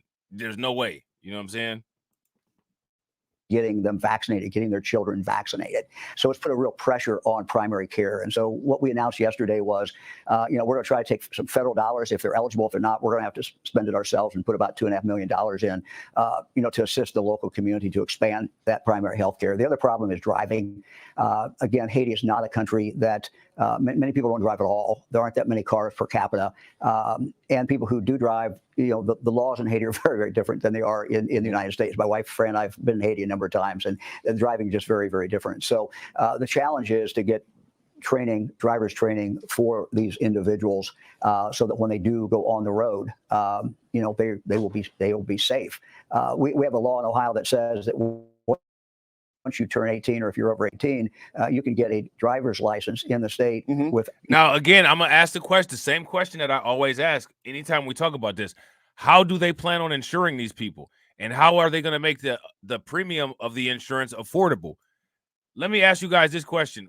What kind of risk would one of these drivers be? Would these be a high-risk driver, or would they be a low-risk driver? Let me know what y'all think. You have to pass a test, but you don't have to have any driver's training, which is kind of a big loophole in our law, and it's a real problem. Do you worry at all, Governor, that immigrant community could be under greater jeopardy because of scapegoating language like the nation heard last night? I think as I talk to the people in Springfield, they're concerned about the issues that I just talked about, but they will tell me these Haitians are working very hard. They're trying to provide for their families. But what the people of Springfield are saying is it's just been so many people come in. It's not what we normally would expect. And frankly, Major, I think the federal government has to start looking at places like this and treat it like you would a natural disaster. If we have a natural disaster in Ohio, we call the federal government. They come in and they do an assessment. And if they think that we don't have the resources in the community or the state to take care of that, then there is help provided. I think we need something like that in regard to when we have real big surges like we've seen in Springfield of immigrants coming in over a relatively short period of time. Broadly That's really speaking, what we should have. We should have that kind of help from the federal government. Broadly speaking, Governor, who won last night's debate? Well, I'm not going to get into that. Everybody has their own opinion as they watched it. I think that, look, I think the President Trump, if you look at the issues, the majority of people are going to agree with President Trump on issues more than they are with Vice President Harris. And I think the more he can stick to those issues and talk about his vision for this country, whether it's in the economy, whether it's protecting the border, whether it's national defense, I think the better off that he is going to be as he goes forward. We're obviously in a very close race. Ohio's not close.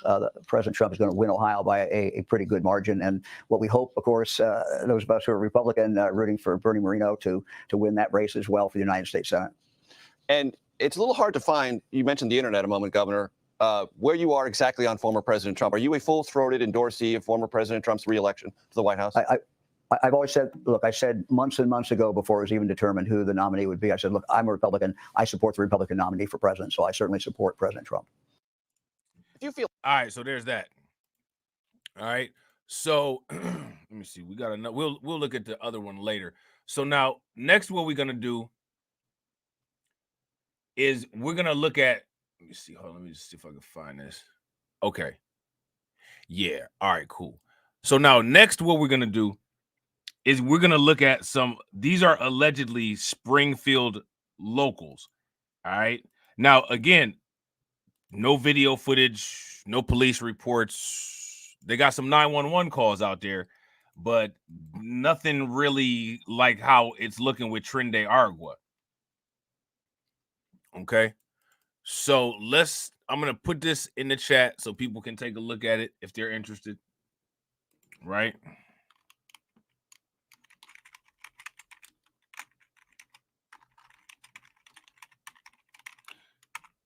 All right. So here's this. If you guys want to go look at it.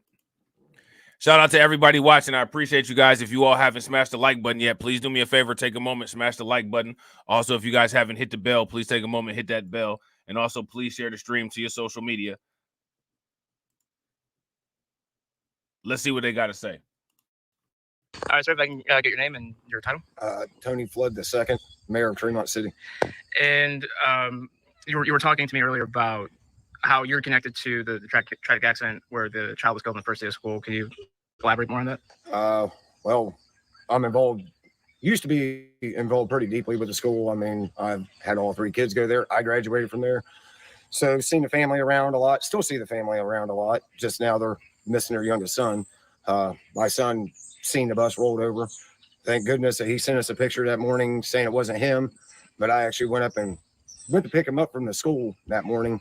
And he said he wanted to stay at the school. So if anybody needed help up there, he was there to help them. So, but the boy that passed and my son were pretty good friends at school. So, And how does it make you feel? And obviously you represent the community as well, but I mean, so how does it make you personally feel knowing that your son was potentially at risk because there's this bigger problem that is just coming over and having a direct impact on not just Springfield itself, but the entire surrounding area? I'll be 100% honest. Words can't describe how it makes me feel. I'm ashamed of leaders and leadership allowing this kind of stuff to just pretty much invade the lawlessness that's happened. And it's not just the Haitians. I mean, they're ignoring anybody driving without a license. I'm scared to death. My wife works in downtown Springfield. She works on East Main Street in Springfield at a bank. I won't mention its name. But she's overwhelmed with the Haitians. We could easily look it up. we could easily look it up, but we won't. But we could easily look it up. And exactly, I gotta agree. Shout out to and that's my whole point. And that's one of the reasons why before we started this video out, that's why I said there's no there's no police reports. They got a couple 911 calls, but let me ask you guys this question. What is a 911 call good for as far as evidence? 911 calls are only good for a statement of what somebody said. Would you guys agree? So now my question is, why do people quote 911 statements as if there's some type of validating piece of evidence? And why do people quote these hearsay testimonials as somehow some kind of evidence? This is simply something that somebody's saying. In addition to this, there needs to be information that backs it up. That's how you can tell somebody that's agenda-based versus somebody that's actually looking for some information. If you guys would agree, give me a thumbs up. If you guys would disagree, give me a thumbs down. They come in there, can't speak any English. They do not understand our money or anything else. My daughter works right beside her, and I'm scared to death that one of these days I'm going to get a phone call or a visit by a state trooper or something that they've been hit, they've been rolled over for anything. I mean, you get that anyways. I mean, any day you get in a car, it's a risk.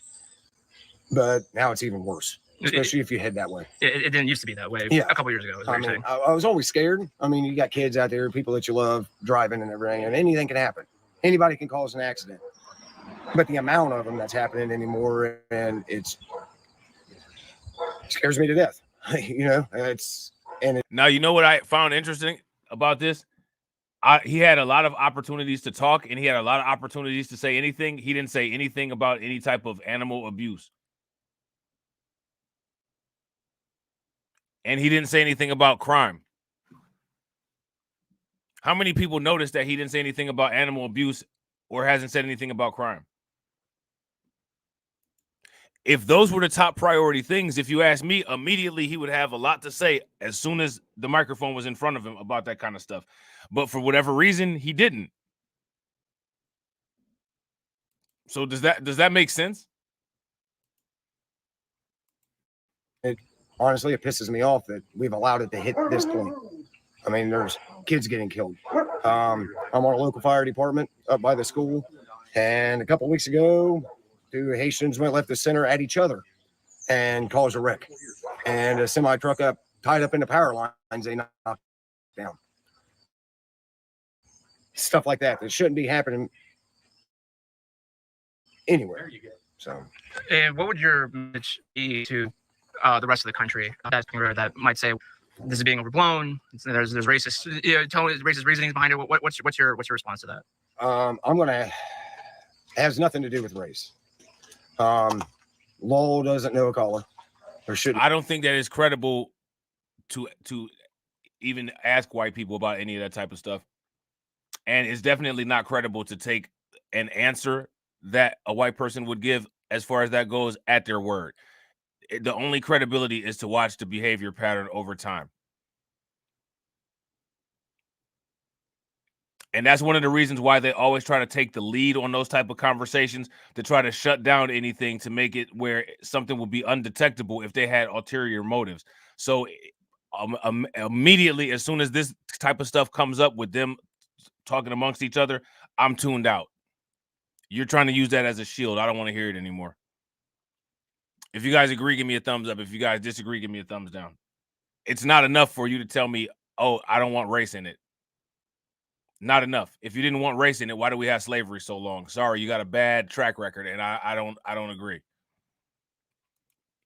There's nothing in the law that states, a white guy can't do this and a white guy can't do that. It's not about that. It's us as citizens. Yeah, but it used to be. And it used to be, right? And people like you and people like Blaze, who made this video, don't want people to talk about it because it might make your little kids' feelings feel bad.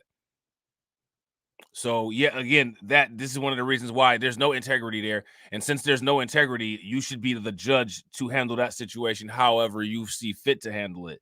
There should be no input from the other side on how you deal with that situation specifically. You know what I'm saying? I'm trying to figure out my words here. So Yeah, don't worry. We'll let it around it. I'm trying to think. It has nothing to do with race. It has everything to do with illegal acts and the amount of them. It doesn't matter if you're white, black, green, yellow. If you're in this country, you follow this country's laws. If you live in Ohio, you follow Ohio's laws. If you live in Florida, you follow Florida's laws. I don't think we should have to follow this country's laws. I don't think Black Americans should have to follow this country's laws. We didn't come here to follow the laws. We didn't even come here on our own accord. If you guys agree, give me a thumbs up. If you guys disagree, give me a thumbs down. We should be above the law. And that's the same way with, Tremont City has its own little set of laws. You got to follow those too if you live here or if you are here. I don't go to another country and follow our laws. You're not going to follow theirs. And that's the way it should be. And so I'm assuming you trust President Trump to handle this issue should he get back into office as opposed to Harris. 100%. I trust that Trump's heart is in the right place. But the problem is, it ain't just up to him. He's a figurehead. You got a House and a Senate that hasn't done their job in over 150 years. I think they ought to start doing their job. Yeah, we've seen a major influx of Haitian population driving through Tremont. None of them have a license. And if they do, they're temporary permits. Obviously, you can't drive on a temporary permit in the state of Ohio on a temporary permit. I've towed many, many cars because of the case that there is no driver's license. It's, the accidents we're having around here, they all can be prevented if everybody would get on the same page, all law enforcement, and start towing these vehicles.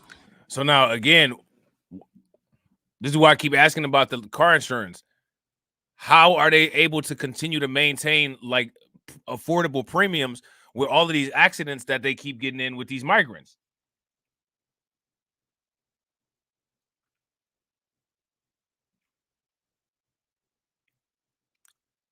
Why haven't they recalculated the risk for any of these uninsured motorist claims or anything like that? Like it doesn't make any sense.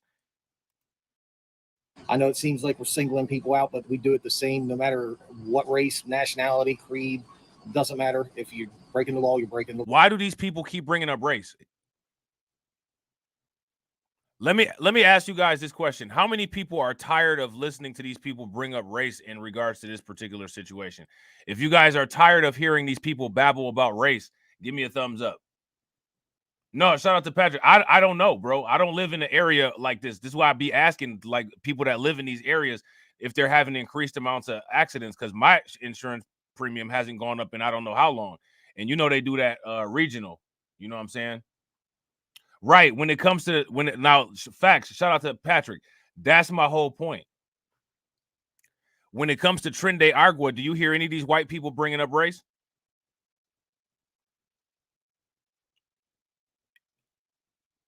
If you guys hear them when it comes to Tren de Agua, if you guys hear them bringing up race, or if when it comes to the Venezuelan gangs or Venezuelan migrants or anything like that, they never bring up race for whatever reason. We listen to the city councilwoman. We listen to Lauren Boebert. We listen to Michael Kaufman. When it comes to this situation with the Haitians, they just can't stop. So it's not about race. It's not about race. If it's not about race, then just spit it out. Just spit it out. Shout out to Patrick. Patrick said because it's all about race with them. Facts. Absolute facts. Their names are on every single law that ever had anything to do with race. Facts. If you guys agree with Patrick, give me a thumbs up. If you guys disagree, give me a thumbs down. Let me ask you guys this question. Somebody tell me the name of the law that a race oppressive law that a black person has their signature on anywhere in the world.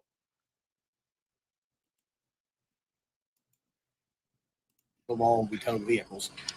I'm just one person. I'm the chief out here, and I'm the police officer. I'm the road officer. We don't get no reimbursement from the state or federal to be able to send people to school, to have more officers on the road. So it makes a very big impact. I'm putting in over 100 hours every pay period, just trying to keep the village safe as much as one person can do. So, yeah, the population has exploded. No one knows what to do about it. I go to the chiefs meetings. Nobody has an answer. Everybody has a different policy and procedure in place. Springfield, they don't tow vehicles, and so that creates a bigger problem for us because now they're driving out on these county roads and they don't have the experience to do that. So we end up with accidents, people getting killed, so. What would you want the rest of the country to know about just the spillover effect from Springfield and how it's just you for the small town? And I mean, is this at all sustainable? It's not sustainable. There's no way we can sustain. Oh, y'all know what to do when they say not sustainable, man. How long have we heard unsustainable on this channel? It's been a long time. Shout out to y'all, man. We got 30 people watching and we got 38 likes. If everybody could take a moment, smash that like button and get us to 60, that would be great. Also, guys, we are at 498. We only need 2 more subs to get to our 500. Can we get them 500 by the end of the stream? If y'all haven't shared, make sure y'all take a moment and share. If y'all haven't hit the like, take a moment, hit that like. Bringing in that many immigrants, no matter who they are, that fast. It's impossible. Yeah, I gotta agree. The capability of keeping up. I agree 100%. Shout out to Stalemate. Stalemate said these are the lower class W's that are frustrated because they're starting to see things for what they are. Yeah, they don't have that shield over their eyes anymore. And then they'll hey man, it's the elites. It's the elites. You know what I'm saying? It's the elites. With all of it. So the amount of unlicensed drivers that are caught stop is unacceptable, and we don't stop them unless they're speeding or doing some other kind of infraction. When we get an unlicensed driver, okay, if it's their car We have it towed. We call a tow company. They come pick it up because you're not allowed to let an unlicensed driver drive the car, or the village is liable if they get in a wreck. If the car belongs to somebody else, we contacted somebody else to come get the car. So for the most part, what they're talking about is car accidents and stuff like that. Again, here's my question: where's the eating of animals and biting off animals' heads? And like Jay-Z said, no headless chickens. You know what I'm saying? Like, where's all that at? Where's the dog eating, the cat eating? You know what I'm saying? All they talking about so far is automotive issues and car accidents. Of course, now those things are definitely of concern, right? But at the same time, no, I mean, if it's just people just biting off animal heads like they sticks of celery all over the road, I mean, like, you would think that there would be more talk of that with all these interviews that they got.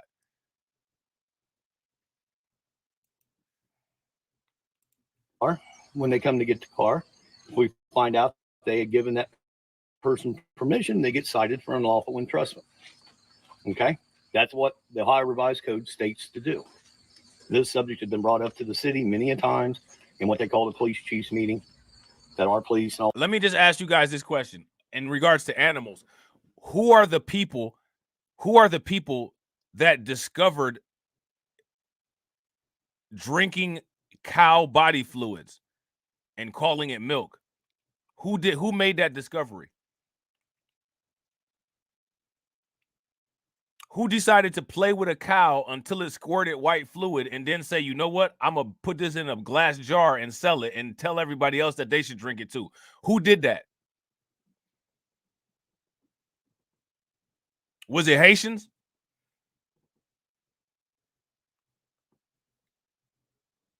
Who came up with that idea? Who came up with that idea?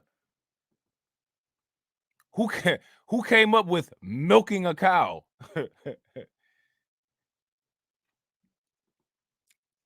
Whose idea was that? Who quote unquote discovered quote unquote cow milk? And what were they doing when they discovered it? Seriously, I want y'all to take a moment, stop, visualize what was the scenario that led to the discovery of milk? How did that situation occur?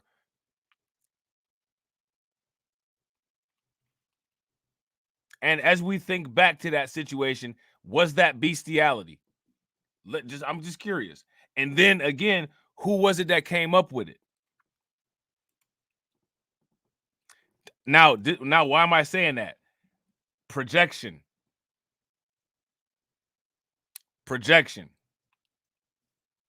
Monkeypox people. Shout out to Cameron. Yeah, monkeypox people.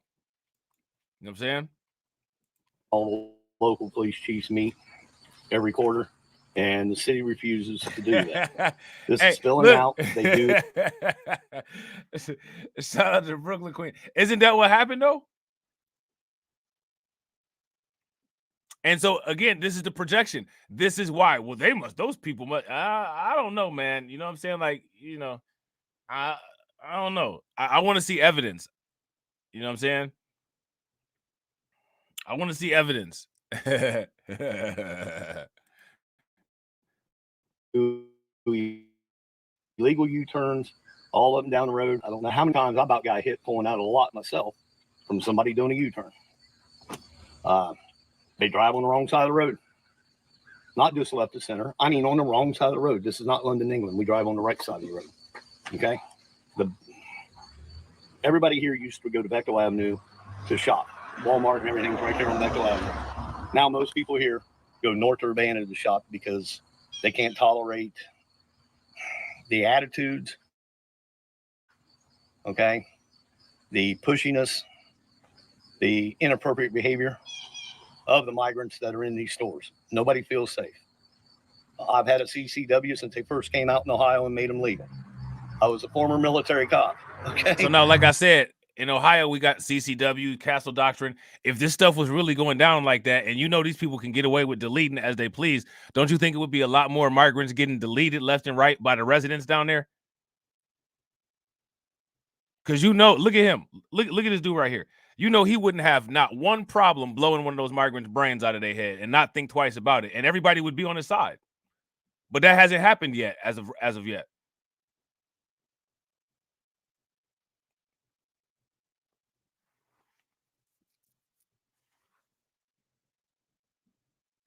So the question that you got to ask is, why hasn't that happened yet? Because there's a lot of stuff being overblown. That's why. You know what I'm saying? I don't go anywhere without a weapon on. It's out of control. Everybody keeps yelling at the federal government. Yeah, they're the root cause. But the county seat, Springfield, Ohio, is not enforcing the law for the bad driving and everything. That's caused one of our children in the school district to get killed on his first day of school last year.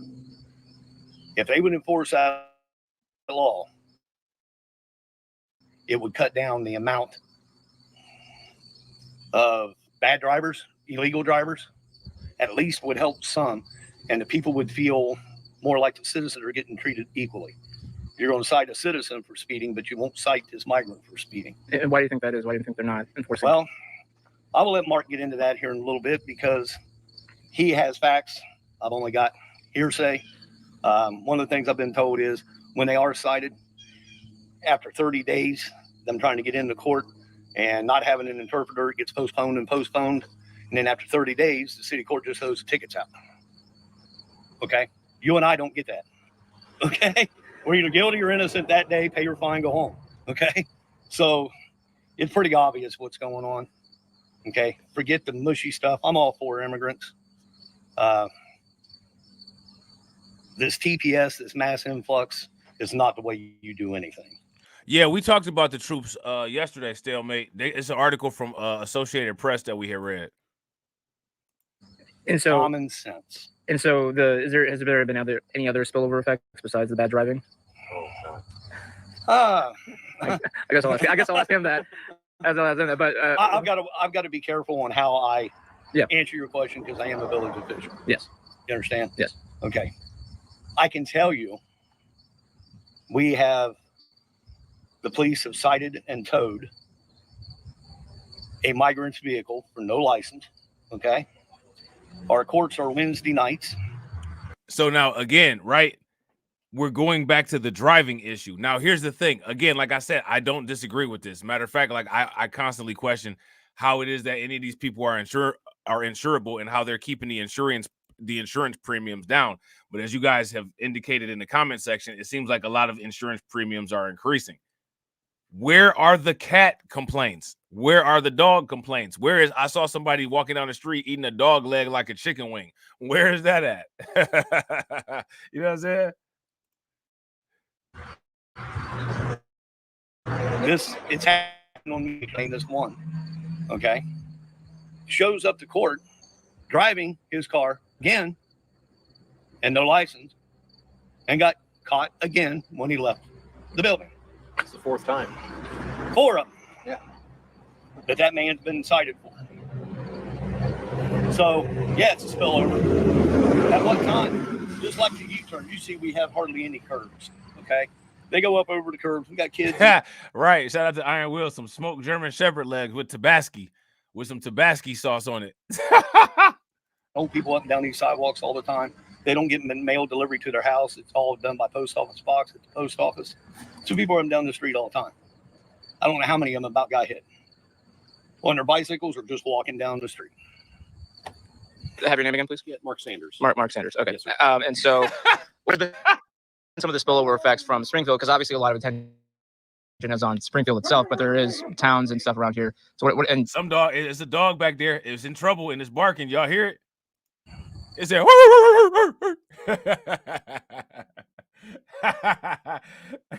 That dog's there. I'm an old Mac from way back. One of the original players from the Himalaya.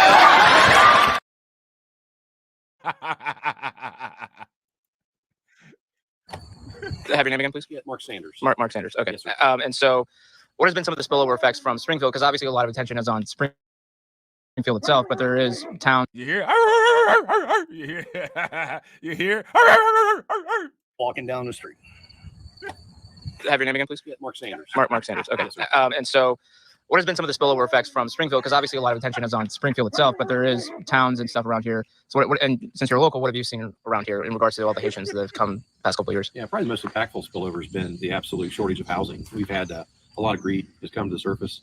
A lot of people that have been lifelong renters and properties have been served eviction notices or non-renewal leases and given 30 days to get out. And what they'll do is Okay, so you guys see what he said, right? What's the biggest problem? It's not somebody walking around eating eating dog leg. Is these eviction notices and stuff like that. So I want you guys to pay very close attention, because he asked him, well, what's the biggest problem? And he could have said anything, right? He could have said, well, you know, these people keep biting geese heads off like grenade tops and spitting them out all over the place every time they're walking down the street. They're not doing that. Have your name again, please? Yeah, Mark Sanders. Mark Sanders. Okay. Yes, sir. And so what has been some of the spillover effects from Springfield? Because obviously a lot of attention is on Springfield itself. But there. So, and here's another thing, right? Listen, you guys see the video? It says exclusive Springfield, Ohio locals speak out on migrant crisis. This isn't even in Springfield. He said you guys deal with spillover effects because you're not in Springfield. So they got the video listed as if they're interviewing residents of Springfield, and these aren't residents of Springfield. You guys heard that, right? If you guys heard that, give me a thumbs up. If you didn't, give me a thumbs down. Do anything. And so common has there been any other spillover effects besides the bad driving? I guess I'll ask him that. But I've got to be careful on how I answer your question, because I am a village official. Yes. You understand? Yes. Okay. I can tell you, the police have cited and towed a migrant's vehicle for no license. Okay. Our courts are Wednesday nights. It's happened on many occasions, but I'll name this one. Okay. Shows up to court driving his car again and no license. Caught again. He left the building. Fourth time. 4 of them. Yeah. That man's been cited for. So, yeah, it's a spillover. At what time? Just like the U-turn, you see we have hardly any curbs, okay? They go up over the curbs. We got kids and old people up and down these sidewalks all the time. They don't get mail delivery to their house. It's all done by post office box at the post office. So people are down the street all the time. I don't know how many of them about got hit on their bicycles or just walking down the street. All right, so check this out, right? We're going to come back to that video at some point, all right? What we're about to do right now is we're about to listen to this YouTuber that's allegedly from Springfield. And I say allegedly because I don't trust YouTube. But I'm going to tell you what, I found this guy's channel, and shout out to, if AB Promotions is still in here, AB Promotions can tell you this. If Grind and Motivate is in here, he can tell you this. Yesterday, his channel had, I want to say 6,000 subs when I found it. His channel got 3,000 subs today. There was a video at the time when I had sent them this video, when I had sent Grind and Motivate and AB Promotions this video, the video had 400,000 views. The video now has 994,000 views. And the title of the video is Springfield, Ohio, Migrant Issues, Not Fake News. All right, I'm going to put this in the chat, all right?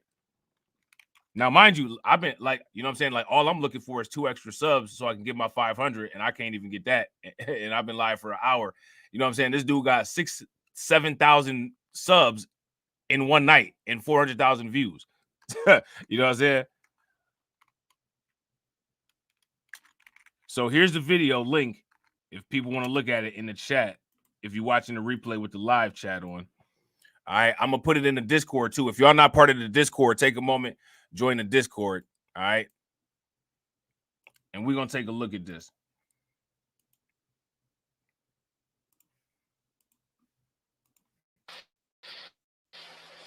Hey everybody, this is James Empty Pockets Garage. I wanted to make a quick video to address something that's made, looks like it's made national and international news about the Haitian migrants that has been thrust upon us here in Springfield, Ohio, because that is where I live. And I just wanted to address the issue a little bit because I've seen a lot of stuff on national news and a lot of YouTube content creators weighing in on this situation. And I've even seen where they've, because for whatever reason, some news outlets are showing videos that are really not from here or have anything to do with the Haitian migrants here or about what they do. So I want you guys to make sure you guys heard that. Did you guys hear that right off the rip? He said they're showing videos from places that aren't here and have nothing to do with here and the Haitian migrants here.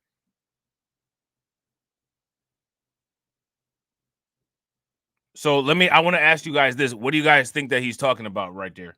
Migrants that has been thrust upon us here in Springfield, Ohio, because that is where I live. And I just wanted to address the issue a little bit because I've seen a lot of stuff on national news and a lot of YouTube content creators weighing in on this situation. And I've even seen where they've, because for whatever reason, some news outlets are showing videos that are really not from here or have anything to do with the Haitian migrants here or about what they do. And it kind of irritates me that because this is a small town, so there's not like a bunch of videos that people like stop with their phones and start recording stuff when they see it. It's just not that kind of a place. So there isn't a whole lot of video evidence of this stuff happening, and the fact that some news outlets are using videos that have nothing to do with this town, and then everybody's saying, well, this is a nothing burger, it's fake news. Now, what he's saying is, I agree with this, and this is the very reason why I told simpletons not to run with the fake story from Canton. But everybody's so emotionally charged and they don't care and so lazy that it doesn't matter if it's true or not. Believing a fake story is just as bad, you know what I'm saying, as making something up. You're damaging the credibility of the actual issue. So when people are emotional and they want to run with stuff because of an agenda or because of a bias that they have or whatever, you're not helping. You're being selfish actually to your own cause. Whatever you're doing to help the little dopamines and endorphins that you have going from espousing your little feel-good agenda, you're taking away from the integrity of the actual situation, which if you actually are invested in it the way that you claim that you do, you're working against yourself by being so short-term minded. If you guys would agree, give me a thumbs up. If you guys would disagree, give me a thumbs down. So again, this is why I said when I'm talking about this particular situation, what I'm saying is that this woman here is not from Springfield. This woman is from Canton. She's not Haitian. This don't have anything to do with this. Stop pushing that story as if it's a story that has to do with this just because you want to feel good about going in on some Haitian people.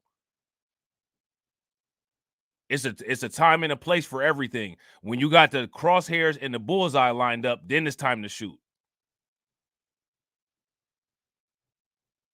But there's so many people that got so little discipline, so little wherewithal, such small amounts of mental attrition that just anything they're ready to jump on. Those are the type of people that get hit with the bear trap. And you can't feel sorry for those type of people because those are the people that will mess up everything for everybody. As a matter of fact, this is what I'm saying. These are opportunities where people miss out chances to thin out the herd.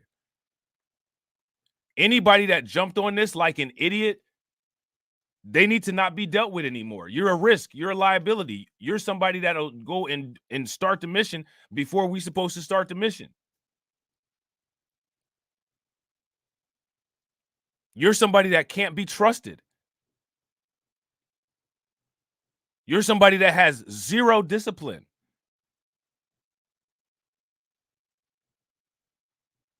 And supposed to be an adult. There's no room for dumb people. There's no room for people that have zero discipline or impulse control. That should not be tolerated. Anytime there's an opportunity to run quality control on somebody's ability to carry themselves, it should always be assessed. Anybody who is an idiot, who has proven themselves as an idiot, should be excommunicated and branded an idiot and constantly reminded that they're an idiot from this point on until they prove otherwise.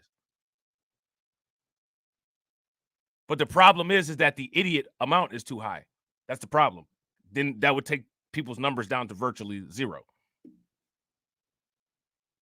Because of tradition, the way people have been raised and such.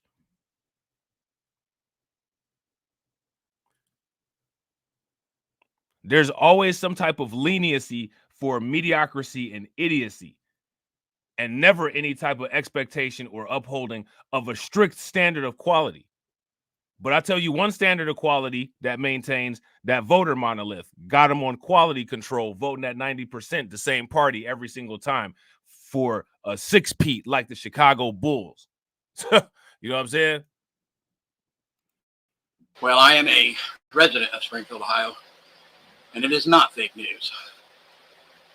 There is an issue with them because we have in our local park, they literally have ducks down there that the park takes care of, and it's where they live, and they are being killed and eaten.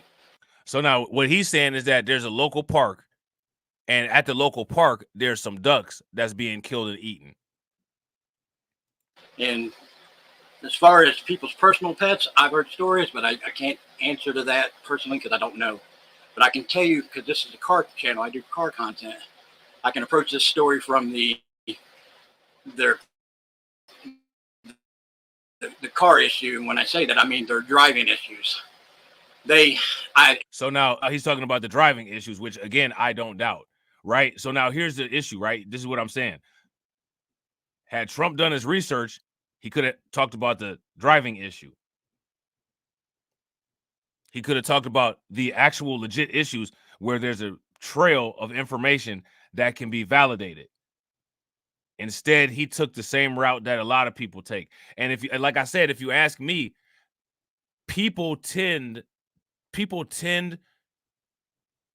to develop either admiration, or people tend to develop like a closeness to people that they see themselves similar to. And what this has revealed to me is that there's a lot of people who are similar to jumping onto stories and conspiracy theories without fact check, like Trump. And that could be why some of those people secretly admire and support him.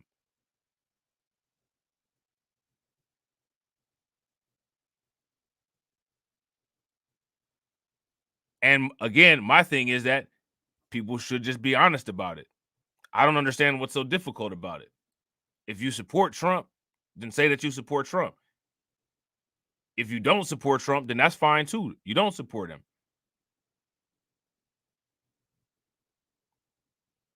But if you actually pay attention to people's behavior are not consistent with what they say.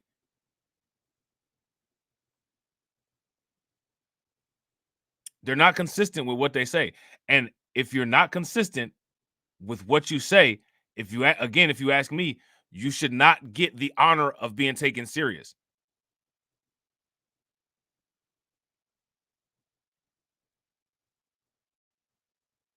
Being taken serious means being serious. That means all I's dotted. That means all T's crossed. All corners mitered. But there's no standard of that. So what I want people to pay attention to is I want people to see how things fall apart so quickly when there's no standard. And then now that people know how and why things fall apart so quickly when there's no standard, either stop asking about why things fall apart or stop letting things fall apart. One of the two. It's just that simple. You know what I'm saying? Shout out to Jesse. What's good with it, bro? And I witnessed this. They literally, and they have to have a translator wherever they go. They literally have been in the DMV where, like, I go and get my license plate renewed, and it's also where you get your license, obviously. And they literally have a translator, and they show up with a piece of paperwork that grants them driving privileges with no proof that they can actually drive, just that they're of age. It gives them driving privileges for 45 days, and in 45 days they can go back and renew it, and they never have to show proof of their how competent of a driver they are. We can't do that. And the accidents that are happening here in this town are crazy stories. And I guess so again, we've been talking about this accident issue since way back when we were talking about Texas and Operation Lone Star and stuff like that. And that's what we got going on over here now. So the people who are there, who are in Springfield, he said, yeah, there's this issue at this pond with these ducks or whatever. But the biggest issue is the car accidents.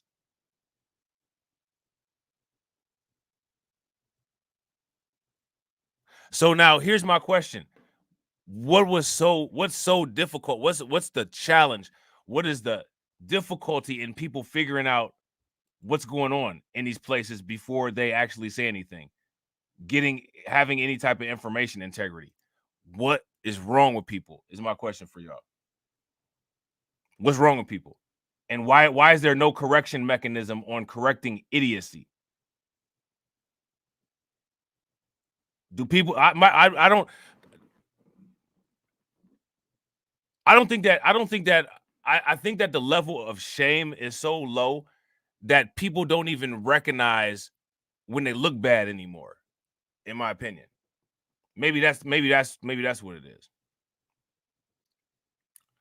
And the thing is too, is like, if you actually support somebody, you don't want to see the person that you support out there looking bad.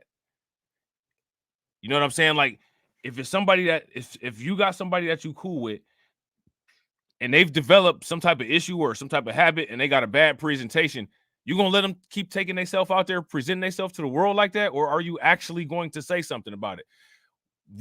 There's a generation of people, there's people that are here now in the world.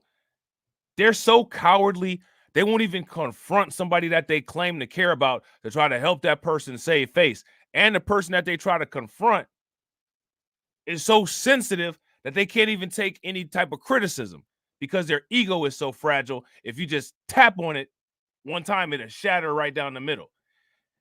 These people in 2024 are a new level of weak. And going forward in the world with the odds that we have against us, there is no room for any weak people. The only thing that weak people can do is sacrifice themselves to the strong people.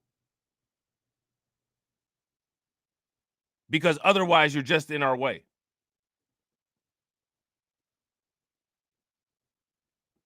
That is the best contribution a weak person can do for us right now. Put yourself on the barbecue grill and turn it on, so we got something to eat later. That's it. like I said, I've witnessed some of this. So I'm approaching this from the car aspect. They can't drive. I don't know how they are even able to do this legally in this country, but they hit trees, fire hydrants, people. I mean, there's been fatalities from them not really knowing how to drive. And as far as some of the stories where I've seen and even somebody called this old lady a Karen because she was complaining about the rudeness of them, just her trying to go to the grocery store. Well, it is a fact. They are some rude individuals. And I mean, rude. I actually had some live across the street from me for a while at a 2-bedroom house. There must have been a dozen of them living there. And they get transported around some Haitians some of the ones that I've actually been in conversation with, the ones that are driving can comprehend the English language a little bit. But the ones that's driving the van that goes around and picks them up, they have their own little network. Let me ask y'all this. How safe is it to have people driving that can't really read the street signs all like that?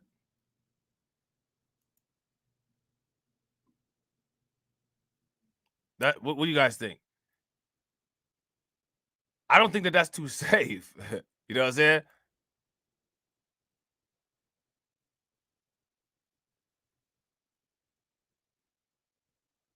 Yeah, shout out to, if you guys agree with Jesse, it's not safe at all. Give me a thumbs up. If y'all disagree, give me a thumbs down.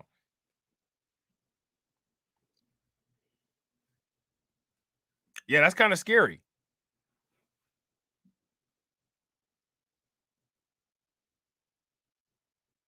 You know, they have to take a written test, and they have to take a actual drive, like a in-car test, a driver's test, right? If you ask me, they should have to take those tests without translators, because you're not going to have a translator while you're driving. You know what I mean? Like, that's crazy. Of getting people around that don't have a car, transporting them all over. And they literally pull up and they lay on their horn. And I don't mean for like beep, beep. I mean, sometimes 5 minutes straight. To where I've literally had to go out and go up to the dude and tell him to shut the motherfucking van off, get your ass out of the van, go up to the goddamn door and fucking knock on it. Nobody wants to hear this horn blow over and over and over again. And I thought there was going to be a fight right then and there until he realized that I'm an open carry person. So it kind of de-escalated the conversation real quick. Now, see, and this is what I was telling y'all, right? This is what I was telling y'all. Now, y'all are sitting here probably looking at this like, oh my God, you know what I'm saying? Like, I told y'all this in the beginning of the video. If it was really that deep, these people would have just been killing these people.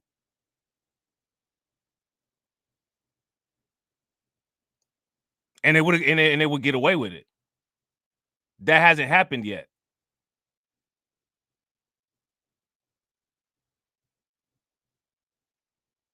So now again, like that lends to two different points, right? That lends 2 different points. The first point that it lends to is that the way that this is being depicted in the mainstream media, like he even said, is being overblown. The second part of this is that a lot of the YouTubers that y'all listen to, they fronting. They full of crap. They don't even know the areas where they from. I ain't never been inconsistent on anything talking about anywhere about where I'm from. And what I'm telling y'all is that there's a lack of seeking integrity on YouTube. Most people on YouTube only want to seek emotional fulfillment and validation.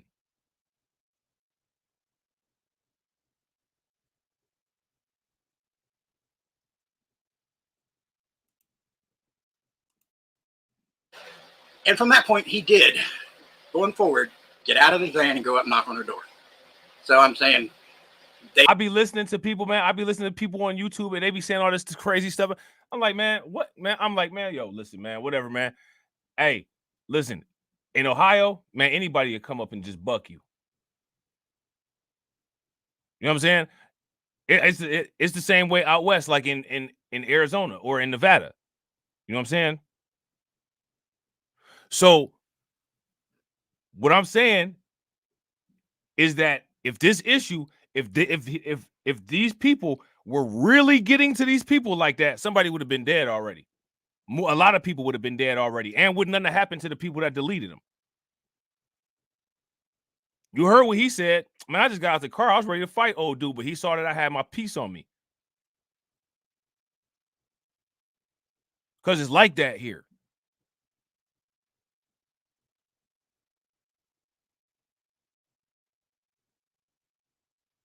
And these is regular civilians. Like, we're not talking about no stuff in the hood or like nothing involving no gangs. We talking about everyday people.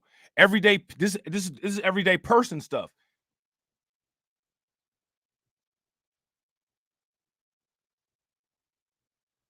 So if the issues, how you mean to tell me you don't think, listen, in the backwoods, them people in Ohio, man, they got shotguns, they got rifles, they be hunting deers. It's deer hunting season all different times. You know what I'm saying?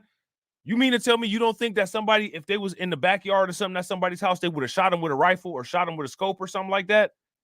All these people got guns in every single room, and they got them in their little shacks behind the house and all that.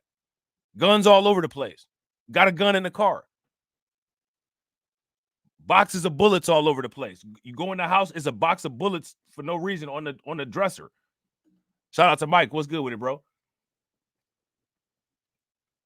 What I'm telling y'all is if the situation was as bad as it's being made out to be on TV, for one, these people are not helpless. Everybody's strapped up. All these people out here strapped up. Man, they'd have been deleted a bunch of these people. They'd have been deleted a bunch of these people. This is what I'm saying. A lot of y'all, like, sometimes I'll be listening and I'll be like, y'all kind of really like y'all really kind of don't really understand the world all like that. You know what I'm saying? Like, it wouldn't have been no talking. Like everybody mad. Like I hear how they talking about the migrants. I don't like this, like people slandering stuff, but it wouldn't even been no talking, man. They just deleted. They would have just bucked one of these people, man. Somebody would be dead, is what I'm trying to tell y'all. And it would have been okay. Like, would nobody be in jail neither? If one of these people was trying to get somebody's pet, listen, if Jethro walked out the house and seen one of these people trying to take their pets, Jethro would have bucked them, would have called the police. Jethro and the police would have laughed about it. That would have been the end of it. Castle doctrine. I haven't heard one report of any of that. Now, mind you, I don't know, right? It could have happened, but I ain't heard one report of that happening. If it do happen, of course, we'll talk about it. But if this was that much of a problem, oh, that'd be happening like it would be happening every other day. But it's not. So now, why am I saying that? I'm saying that to say this. Why don't people ever logically break things down and actually run through scenarios in their head to see what's likely versus what's not? If people did that, then guess what? They would be able to figure things out or assume what's most likely to be correct versus what's not likely to be correct. Over and over and over again. And I thought there was going to be a fight right then and there until he realized that I'm an open carry person. So it kind of de-escalated the conversation real quick. And from that point, he did, going forward, get out of his van and go up and knock on her door. So I'm saying they are rude to the point of where it's like they test people to see what they can get away with. And this is a small town. 20,000 people and this is not this is a poor county. This is not a high-end wealthy county. And for them to again, just like I told you, when I'll be telling y'all, Ohio is a poor state. You know what I'm saying?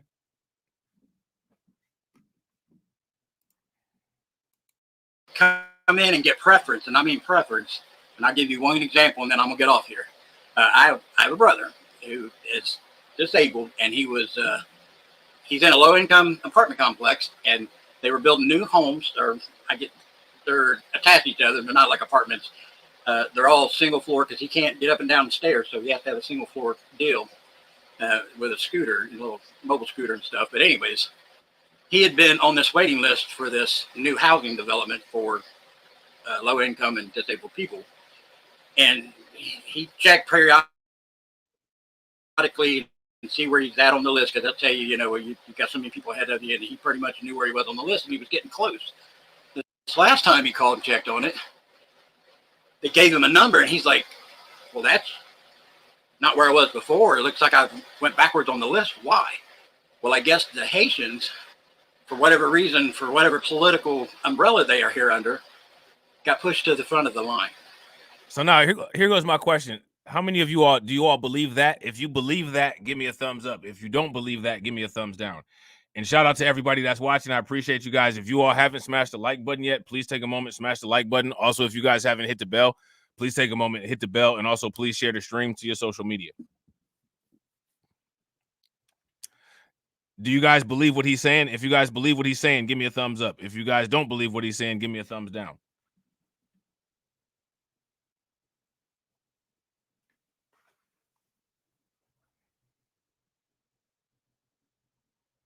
Yeah, I believe it too. Shout out to Volvo and shout out to Bobby Generic. Shout out to Honda. What's good with you, bro? Yeah, I believe it too. And the reason why I believe it too is because it's consistent with the pattern of how this is going all over the place, not just even in the United States, all over the world. So now remember what I said. What happens is when you have this type of situation, right? This type of situation, psychologically, right? What you see to happen is people start to rationalize, quote unquote, right-wing politics more. That's what we was talking about with that situation going on in Germany the other day.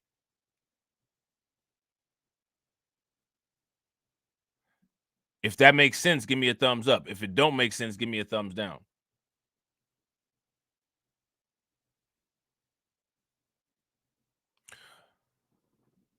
So now, why am I saying that? I'm saying that to say this.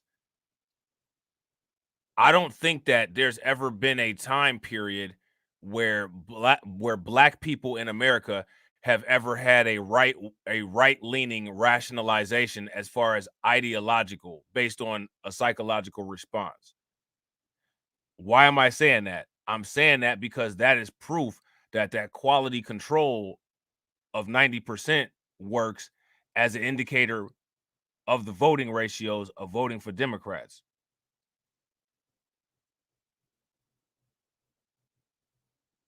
Because there's no possible way that with all of the situations that we've gone through in the country, that we've been ideologically aligned with liberalism as we watch as these situations happen with other groups of people around the world and people start to turn right wing. It doesn't make any sense. So what I'm asking people to do is I'm asking people to explain their psychology.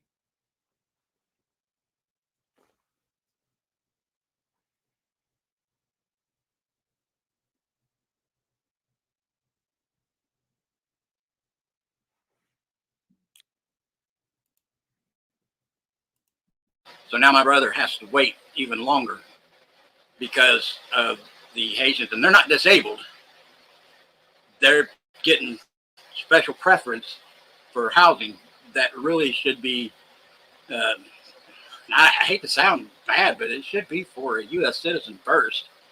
And then, like, they can go and move into the apartment complex that my brother's trying to get out of because there's a bunch of young people there, single mothers, a lot of children. He gets nervous around all that, you know, so he wants to be in a safer environment for him. And this place was going to be it. Well, now it's anytime in the near future. And that kind of bothers me. I'm not going to say a little bit. I'm going to say a lot. But so it's not fake news. There are cases of what they are saying on the news is to be true. There's probably not a lot of evidence on. And I can only speak to what I have witnessed personally. I cannot speak to all of it. But it is bad enough that it concerns a lot of people in this town. And I'm one of them. Because I'm up in age, I'm disabled myself. So I worry that they are, like I said, they are rude people. And I numbers like in an influx and kind of try to rule. And didn't here goes the thing, right? Now, didn't that happen? Didn't that happen in Aurora, Colorado, with Trende Argua? And as we know, the Aurora government, for the most part, tried to not talk about it. They tried to keep it under wraps. So my thing is, I think that what people need to do is I think people need to figure out what they want to do. Do people want to get serious with this and actually look at this problem and assess it? Or do people want to politicize it and then turn around and say, well, it doesn't need to be politicized?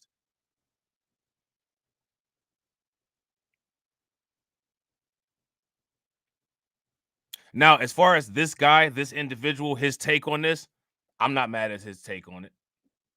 I'm for the most part, I'm listening to what he's saying. I don't see anything wrong with what he's saying.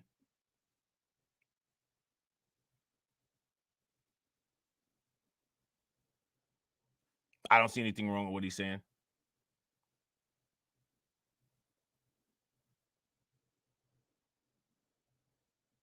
I think that the concerns that he said in here are legitimate.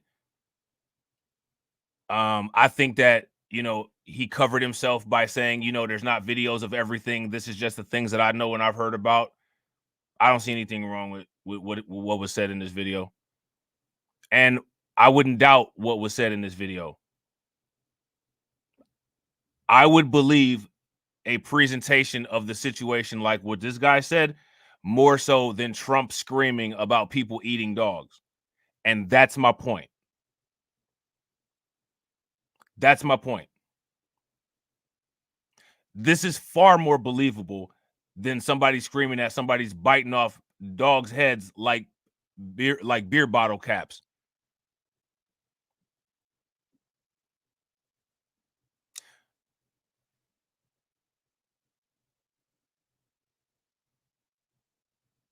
So then you got to ask the question, how do you get to the point where things are just so extreme? Lack of discipline, laziness, idiocy,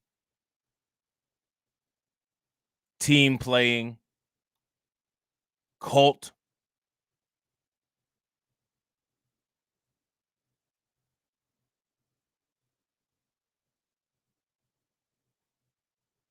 I don't know what people want. I don't know. Like, there's I could pull receipts on people, and there's just so much double talk. These are the reasons why I do not believe that people want the things that they claim that they want. And it's frustrating. And I can't be fake about it. I can't sit there and be fake about it and play with people, because I don't play with people. You know what I'm saying? I don't. I got to be serious. Like, I'm serious at all times. That's why right there, that's why I always tell y'all I'm not joking. Cuz I might be laughing, but I'm not playing though. You know what I'm saying? And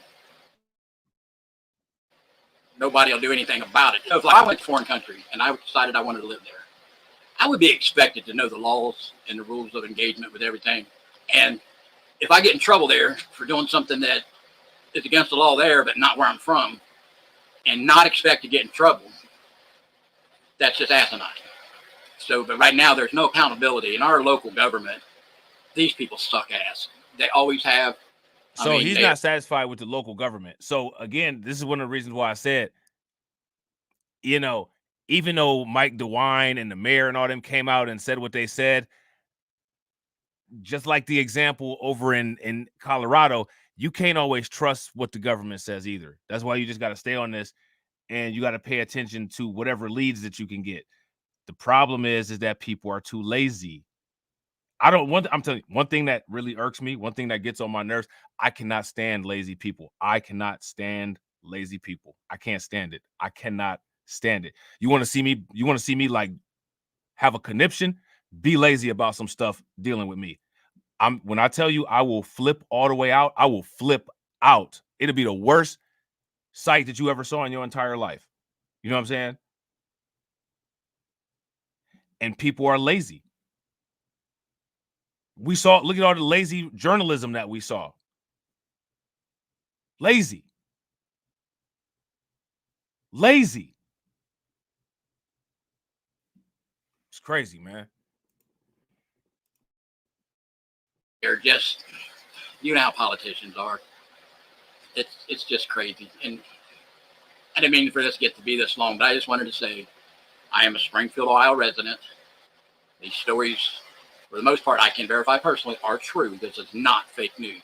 And for people who say that, fuck you. Come and take it in our town to change.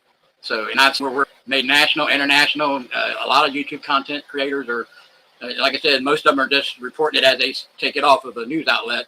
But some of them are digging deep and saying, wow, this is fake news. This video ain't from there. That video is not from there. See? And they're right. They're not. And that's what I'm talking about. And that's why, that's why I want to make that clarification. So when I tell you that a particular story, and this is what people like to do, people like to twist stuff. And I don't like that. I don't like that at all. What I'm saying is that these stories that have been matched up with this particular situation are not associated stories. That doesn't take away from any issues or any potential issues that they're having down there. However, the way things are being presented is not correct. Does that mean that Springfield does not have an immigrant problem or a migrant problem? No. What I'm saying is that there's a lot of inaccurate information being circulated, and the information needs to be sorted, organized, and presented so that it's clear. I believe that that's the same thing that this guy is saying.